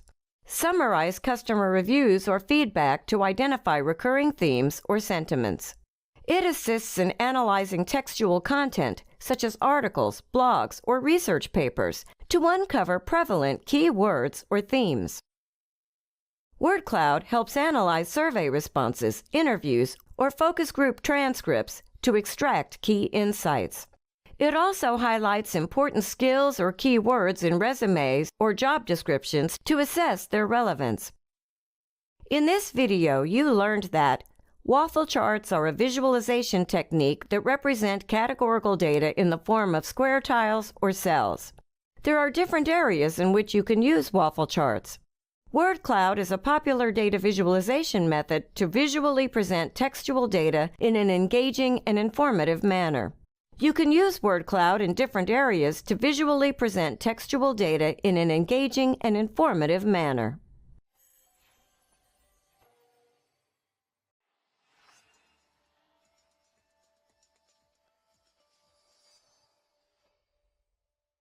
Welcome to Seaborn and regression plots. After watching this video, you'll be able to explain what Seaborn is and what it does. Describe the functions of Seaborn. Although Seaborn is another data visualization library, it's based on Matplotlib. Seaborn offers a range of built-in themes and color palettes that improve the visual appeal of your plots with minimal effort. Seaborn makes creating plots very efficient. Therefore, with Seaborn, you can generate plots with code that is 5 times less than with Matplotlib. Seaborn integrates well with statistical libraries such as NumPy and SciPy, allowing you to easily combine statistical analysis with visualizations. It provides specialized plot types such as regression plots, distribution plots, and categorical plots that are particularly useful for analyzing data and modeling relationships. While Pandas and Matplotlib are powerful tools for data manipulation and basic visualization, Seaborn complements them by providing a higher-level interface for creating visually appealing and informative statistical graphics. Seaborn works well, especially when dealing with more complex visualizations and statistical analyses. Let's see how we can use Seaborn to create a statistical graphic. Let's look into regression plots. Let's say we have a data frame called DF_total, representing total immigration to Canada from 1980 to 2013. The data frame displays the year in one column and the corresponding total immigration in another. We want to create a scatter plot and a regression line to highlight any trends in the data. With Seaborn, you can do all this with one line of code. We first import Seaborn, and let's import it as SNS. Then we call the Seaborn regplot function. We tell it to use the data frame df_total and to plot the column year on the horizontal axis and the column total on the vertical axis. The output of this one line of code is a scatter plot with a regression line, and not just that, but also a 95% confidence interval. Seaborn's regplot function also accepts additional parameters for any personal customization. So, you can change the color, for example, using the color parameter. Let's go ahead and change the color to green. Also, you can change the marker shape as well, using the marker parameter. Let's go ahead and change the shape of our markers to a plus marker instead of the default circular marker. Let's try to plot some categorical data. In our Canada Immigration Dataset, there are some categorical features such as country, region, and continent. Why not plot continents for their count in the dataset? Using a single line of code, we can create a bar plot representing the count of records for each continent in the data using the counterplot function. The x parameter specifies the categorical variable to be plotted on the x-axis, the country, and the data parameter sets the dataset to be used df_Canada. Though we haven't used all observations from the dataset, it's evident from the plot that most of the observations in the data are from Africa. Let's try to plot the Bohr plot on the categorical data from a slice of the DF_Canada dataset. Here we have plotted the continent by the total column of data. Seaborne has been grouped by the categorical variable continent and plotted the aggregated values of total with confidence interval. You'll explore more in the lab session on Seaborne. In this video, you learned that Seaborne is a data visualization library based on Matplotlib. Seaborne was built primarily to provide a high-level interface for drawing statistical graphics. Scatter plots and regression lines can be created with one line of code using Seaborne. Seaborne's regplot function accepts additional parameters for personal customization.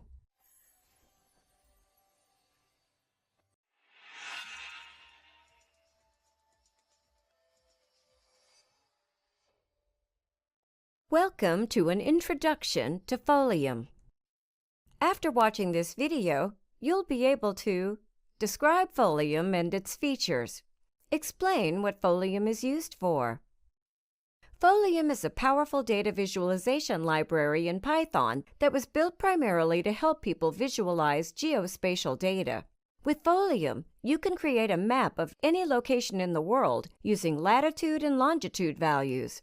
You can also create a map and superimpose markers and clusters on top of the map for interesting visualizations. You can also create maps of different styles, such as street-level maps, stamen maps, and a couple of others which we will look into in just a moment.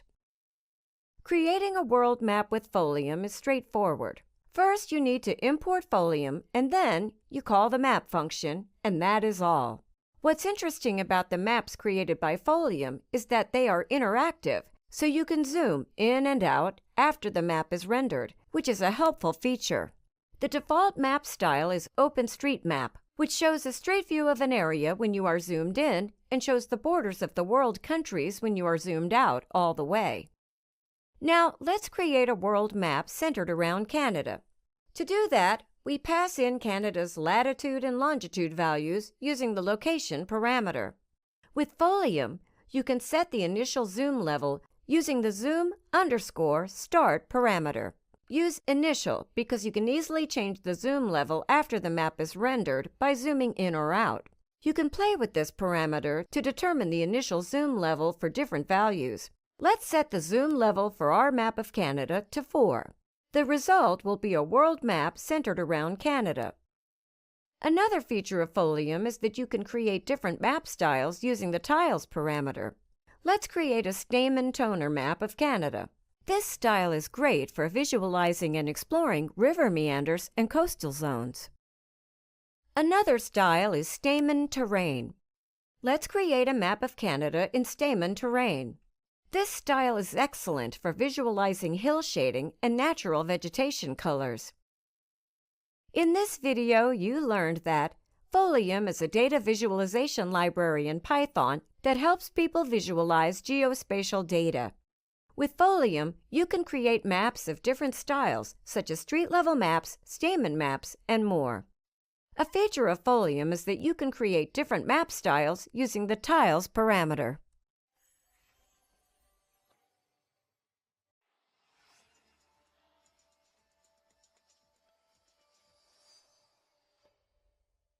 Welcome to Maps with Markers. After watching this video, you'll be able to explain how Folium can add markers to a map. Describe how to generate markers. With Folium, you can easily add markers on the map. Let's first render a world map centered around Canada. First, import Folium, then create the map object. Remember that the location parameter specifies the latitude and longitude coordinates of the center point of the map. The zoom_start sets the initial zoom level of the map. In this case, zoom_start equals 4 provides a zoomed out view of Canada. You can display it by simply calling Canada_map. Markers play a vital role in enhancing interactivity and adding context to maps.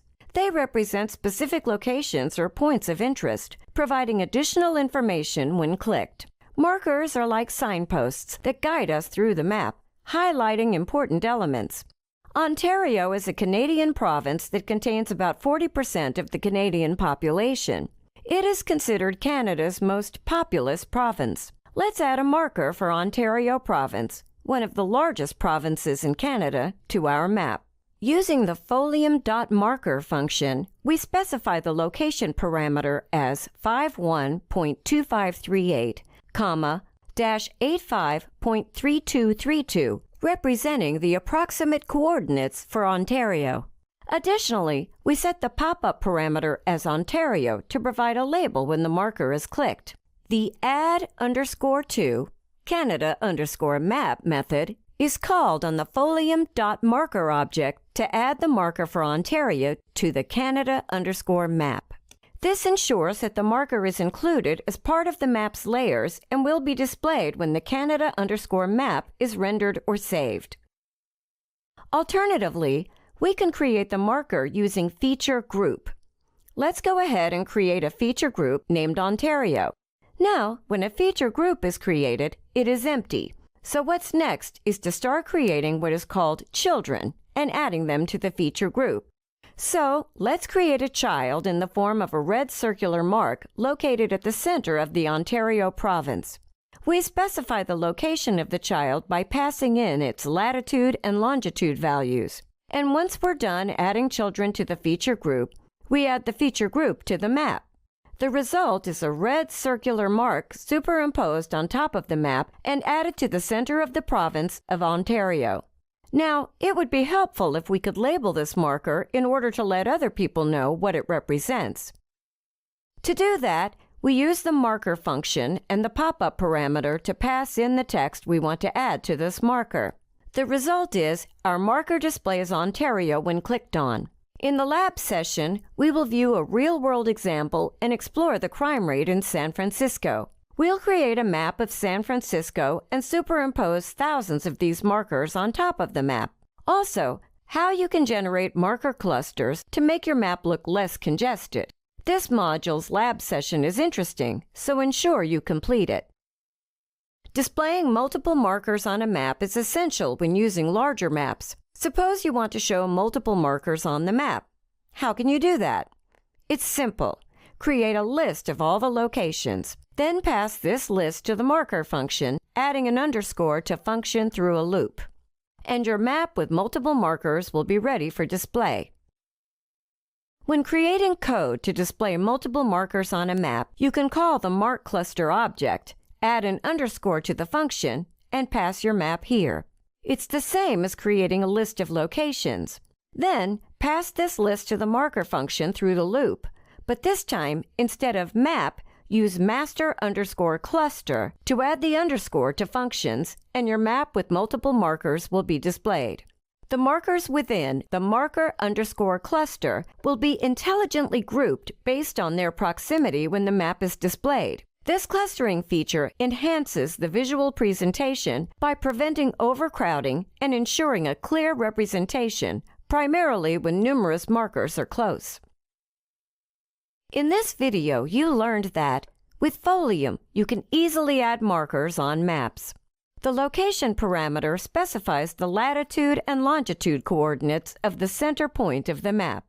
Markers play a vital role in enhancing interactivity and adding context to maps. The folium.marker function specifies location parameters. The pop-up parameter provides a label upon being clicked. Markers can be created using feature group.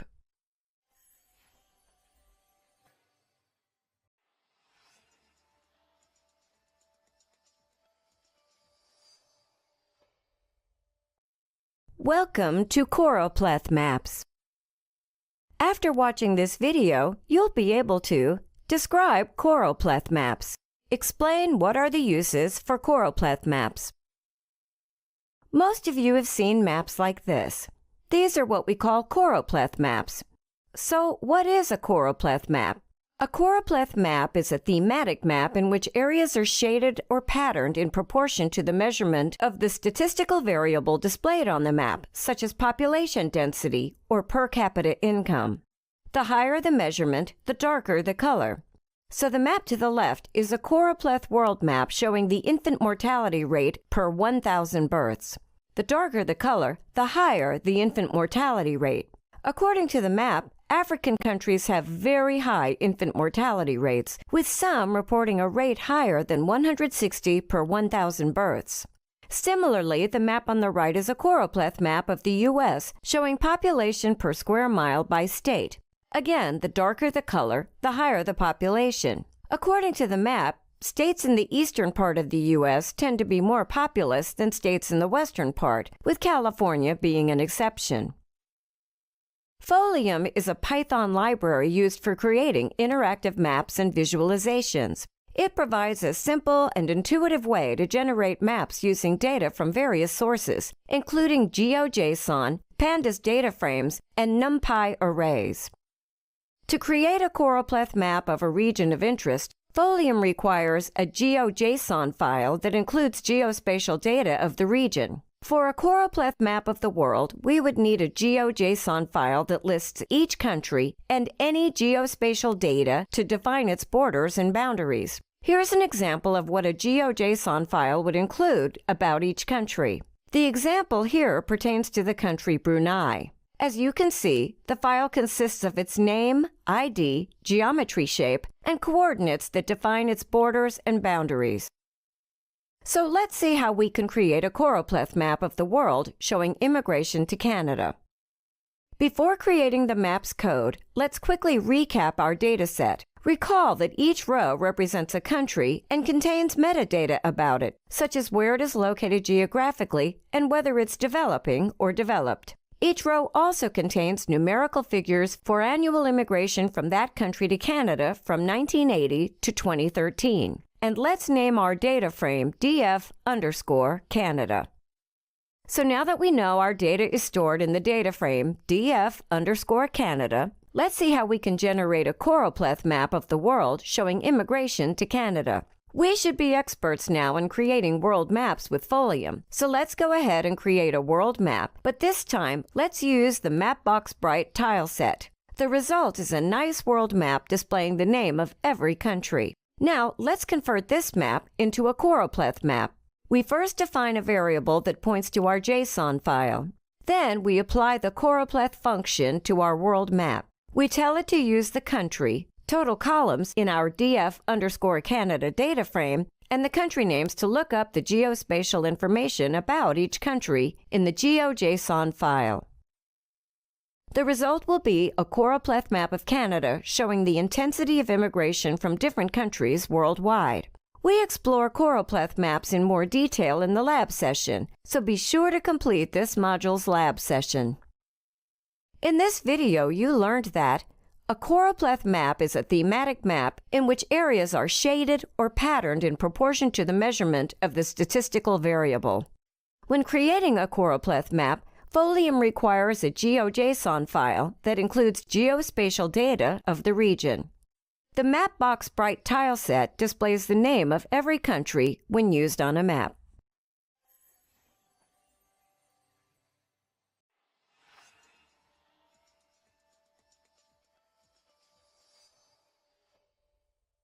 Welcome to Dashboarding Overview. After watching this video, you'll be able to explore the benefits of using interactive data applications to improve business performance. Identify different web-based dashboarding tools available in Python. With real-time visuals on the dashboard, understanding business moving parts becomes easy.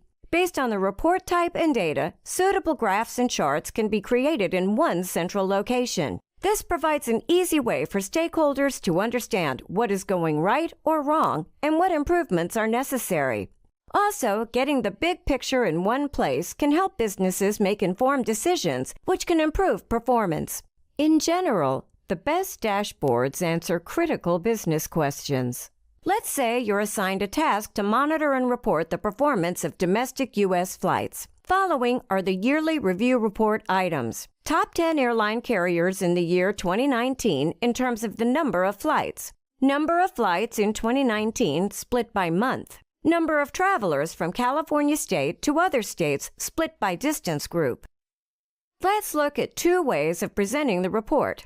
Type 1. The report is presented through tables, with inference from tables documented for reference. Type 2. Here, we are presenting the same report in the dashboard format. As you can see, hovering over each chart will provide details about the data points. At the bottom, in the sunburst chart, you can click on different numbers, drill down into levels, and get detailed information about each segment. Can you observe the difference in the presentation of the findings? What if we need to get the report on real-time data, not static data? Also, presenting the result using tables and documents is time-consuming, less visually appealing, and hard to comprehend. A data scientist should have the ability to create and deliver a story around the finding in a way stakeholders can easily understand. With that in mind, dashboards are the way to go. Let's take a look at web-based dashboarding tool options available in Python. Dash is a Python framework for building web analytic applications. It runs on top of Flask, Plotly.js, and React.js. Dash is well suited for building data visualization apps with highly customized user interfaces. Panel works with visualizations from Bokeh, Matplotlib, HoloViews, and many other Pylon plotting libraries, making them instantly viewable either individually or when combined with interactive widgets that control them. Panel works equally well in Jupyter Notebooks for creating quick data exploration tools or as a standalone deployed apps and dashboards and allows you to easily switch between those contexts as needed. Voila turns Jupyter Notebooks into standalone web applications. It's compatible with separate layout tools like Jupyter Flex or templates like Voila Viewtify. Streamlit can easily turn data scripts into shareable web apps with three main principles: embrace Python scripting, treat widgets as variables, and reuse data and computation. There are other tools that can be used for dashboarding. Bokeh is a plotting library, widget, and app library. It acts as a server for both plots and dashboards. Panel, which is one of the web-based dashboarding tools, is built on Bokeh. IPyWidgets provides a wide array of Jupyter-compatible widgets and an interface supported by many Python libraries, but sharing as a dashboard requires a separate deployable server like Voila. Matplotlib is a comprehensive library for creating static, animated, and interactive visualizations in Python. Bowtie allows users to build dashboards in pure Python. Flask is a Python-backed web server that builds arbitrary websites, including those with Python plots that then function as Flask dashboards. In this video, you learned that Dashboard simplifies the dynamic aspect of the business. Data can be presented by using different types of dashboards. There are different types of dashboarding tools.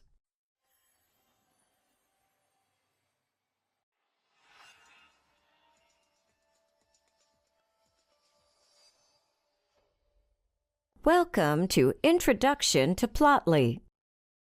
After watching this video, you'll be able to explore Plotly and its two submodules, discover how to use Plotly graph objects and Plotly Express to create customized and interactive charts. So, what is Plotly? Plotly is an interactive open-source plotting library that supports over 40 unique chart types. It's available in Python, R, and JavaScript. Plotly Python is an extension of Plotly JavaScript library and includes chart types like statistical, financial, maps, scientific, and three-dimensional data. The web-based visualizations created using Plotly Python can be displayed in Jupyter Notebook, saved to standalone HTML files, or served as part of pure Python-built web applications using Dash. Here, we'll be focusing on the two submodules of Plotly, Plotly Graph Objects and Plotly Express. Plotly Graph Objects is the low-level interface to figures, traces, and layout. The Plotly Graph Objects module provides an automatically generated hierarchy of classes. figures, traces, and layout, called graph objects that are used for representing figures with a top-level class plotly.graph_objects.figure. Plotly Express is a high-level wrapper for Plotly. It's a recommended starting point for creating the most common figures provided by Plotly because of its simple syntax. It uses graph objects internally. Let's see how to use plotly.graph_objects submodule with a simple line chart creation example. First, import the required packages. Here we're importing graph objects as Go. By writing the code, import plotly.graph_objects as Go. Then, we're importing Plotly Express with import plotly.express as px command. Lastly, we need NumPy to generate sample data, so we're importing NumPy. Import NumPy as NP. Then, generate sample data. With np.random.seed10, we're setting random seed for reproducibility. Now let's create an array of 12 elements. X equals np.arrange, 12. Let's create random y values by using random module y equals np.random.randant, 50, 500, size equals 12. The plotly.graph contains a JSON object which has a dictionary structure. Since we imported plotly graph object as Go in the previous slide, Go will be the JSON object. The chart can be plotted by updating the values of the Go object keywords. We create the figure by adding a trace which is called scatter here. Let's view the code. Fig equals go.figure. Data equals go.scatter. X equals x, y equals y. Next, the layout of the figure is updated using the update layout method. Here, we are updating the x-axis, y-axis, and chart title. Let us view the code. Fig.update_layout. Title equals simple line plot. X-axis underscore title equals month. Y-axis underscore title equals sales. Then, fig.show method is called to display the created plot. This is the plotted figure. Now we will create the same line chart using Plotly Express. As you can see in the example, the entire line chart can be created using a single command. Let's view the code. Hashtag entire line chart can be created in a single command. Fig equals px.line, x equals x, y equals y, title equals simple line plot, labels equals dict, x equals month, y equals sales. Fig.show. Visualization is automatically interactive. Plotly Express makes visualization easy to create and modify. It's time to play with the Plotly library. We'll use the airline reporting data set from the Data Asset Exchange to demonstrate how to use Plotly graph objects and Express to create charts. Here's a quick overview of the airline reporting data set. The reporting carrier on-time performance data set contains information on approximately 200 million domestic U.S. flights reported to the United States Bureau of Transportation Statistics. The dataset contains basic information about each flight, such as date, time, departure airport, and arrival airport, and, if applicable, the length of time the flight was delayed and information about the reason for the delay.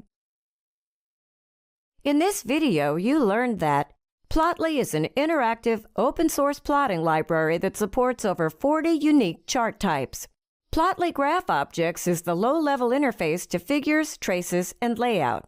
Plotly Express is a high-level wrapper for Plotly. It uses graph objects internally.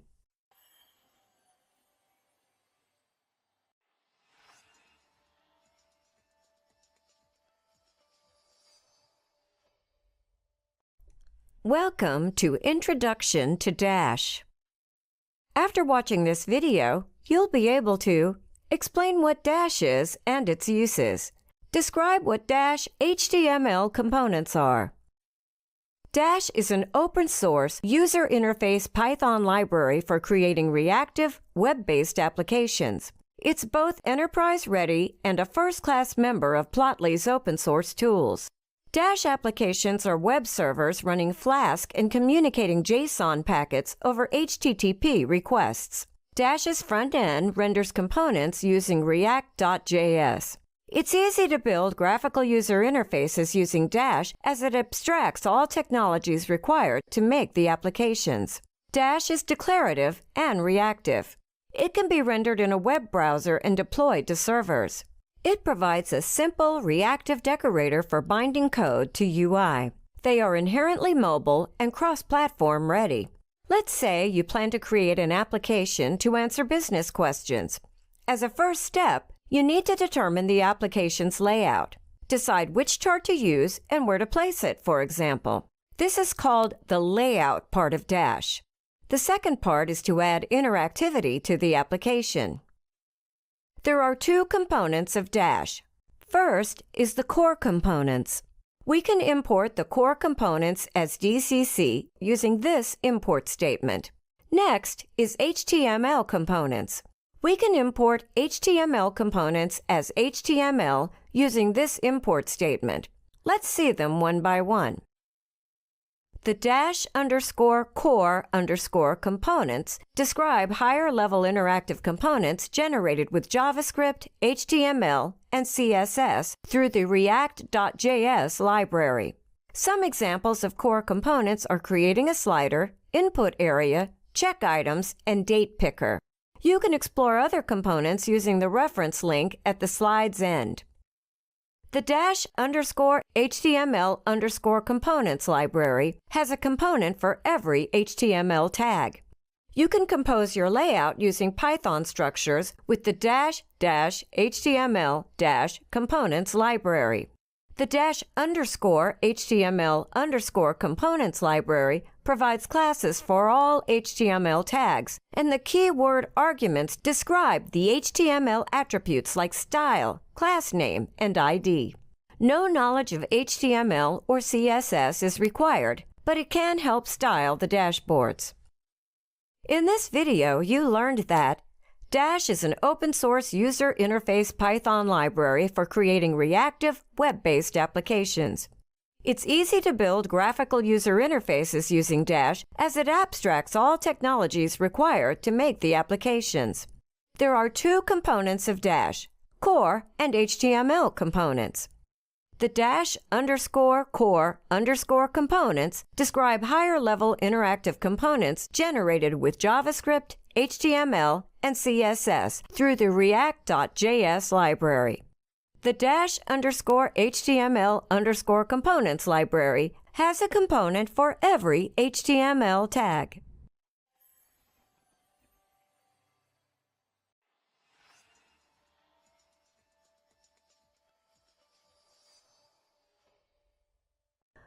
Welcome to Make Dashboards Interactive. After watching this video, you'll be able to describe the callback function, determine how to connect core and HTML components using callbacks. Let's understand how to connect core and HTML components using callbacks. A callback function is a Python function that is automatically called by Dash whenever an input component's property changes. Callback function is decorated with @app.callback decorator. So what does this decorator tell Dash? Basically, whenever there's a change in the input component value, the callback function wrapped by the decorator is called, followed by the update to the output component children in the application layout. Let's look at the callback function skeleton. First, create a function that will perform operations to return the desired result for the output component. Decorate the callback function with @app.callback decorator. This takes two parameters. 1. Output. This sets results returned from the callback function to a component ID. 2. Input. This set input is provided to the callback function to a component ID. From here, we connect input and output to a desired property. We will see this in action with an example using the airline data. Use the case here to extract the top 10 airline carriers in the provided input year in terms of the number of flights. Based on the input year, the output will change. First, we import the required packages. As seen before, we'll import pandas, dash core, and HTML components. The new entry here is dash dependencies. From dash dependencies, we're importing input and output that we will use in the callback function. We read the airline data into the pandas data frame. We load our data frame at the start of the app, and it can be read inside the callback function. We will start designing the Dash application layout by adding components. First, we'll provide the title to the Dash app using the HTML heading component h1 and style it using the style parameter. Next, we're adding an HTML division and text input core component. In dash, the inputs and outputs of the application are simply the properties of a particular component. In this example, our input is the value property of the component that has the ID input-YR. By default, the value has 2010. We will update this value in our callback function. Lastly, we will add a division with a graph core component. The core component has bar-plot as ID, which we will update inside the callback function. Note the component IDs. We will add a callback decorator, app.callback.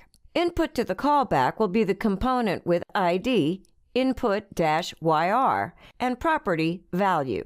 Output to the callback will be the component ID bar-plot and property figure. Component underscore ID and component underscore property keywords are optional and provide clarity. Next, we will define the callback function get underscore graph. The entered year will be the input. Using the year, we extract the required information from data and the application layout graph updates. Lastly, we will run the application. This is the output of the code. Our initial input year is 2010. As the year is updated, the graph is getting updated in parallel. The second example is a callback with two inputs. It's similar to one input callback except for a few changes. We will add a division with one more text input with the component ID input-AB. Then add the new input with component ID input-AB to the decorator inside a list. Next, we'll define callback function get underscore graph. This takes the entered year and the entered state as input parameters. Computation extracts the information and the application layout updates with the graph. This is the output of the code. Our initial input year is 2010 and the state is AL, which is Alabama. As the year and state update, you'll observe that the graph gets updated in parallel. In this video, you learned that a callback function is a Python function that is automatically called by Dash whenever an input component's property changes. The @app.callback decorator decorates the callback function in order to tell Dash to call it whenever there's a change in the input component value. The callback function takes input and output components as parameters and performs operations to return the desired result for the output component.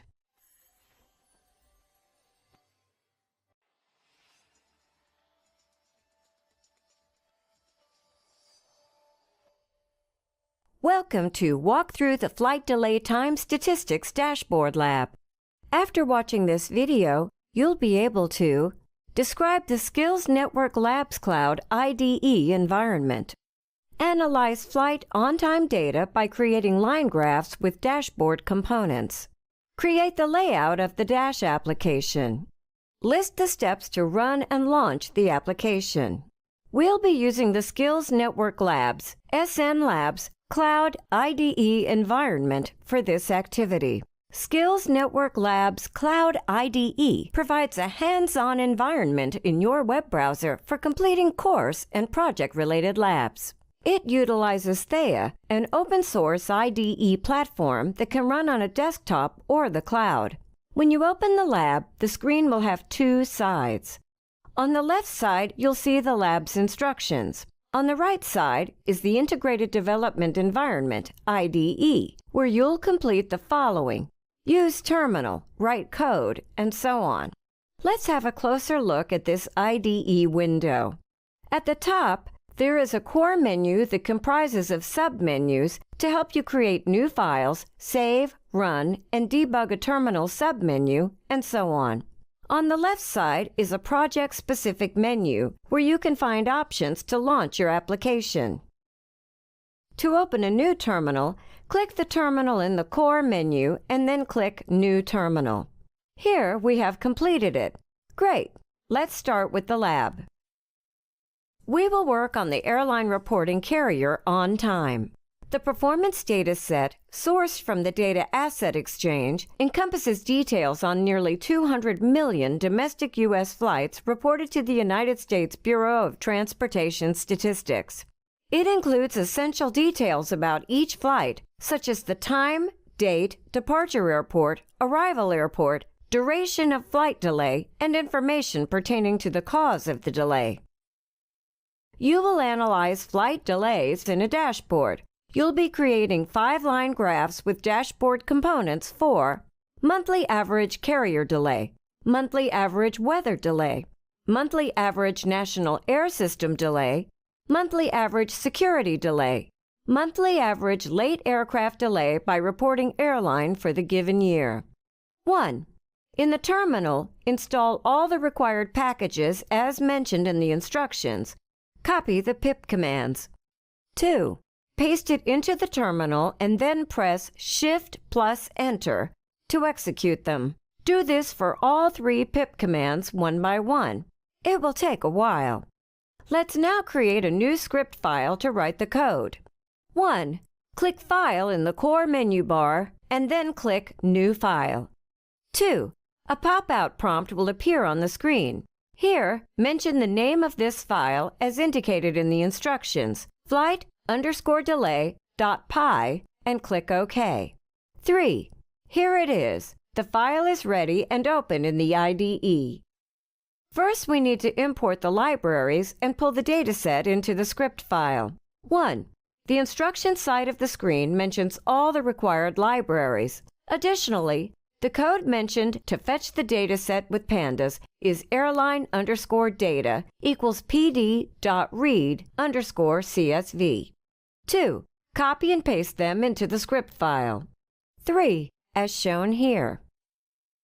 Now it's time to design the layout of the app. 1. We will first create the Dash app by calling the Dash function app equals dash.dash function. 2. To add a layout division using HTML, you can utilize the dcc.inputFunction tag inside the layout division along with the div function and input components. 3. Using the display as flex for 2 outer divisions to get graphs side by side in a row. 4. Write or copy the code from the instructions and paste it into the script file below the previous code. Now that we have the skeleton, let's include the components. 1. The title will go in the html.h1 function as a string, and you can style the text. 2.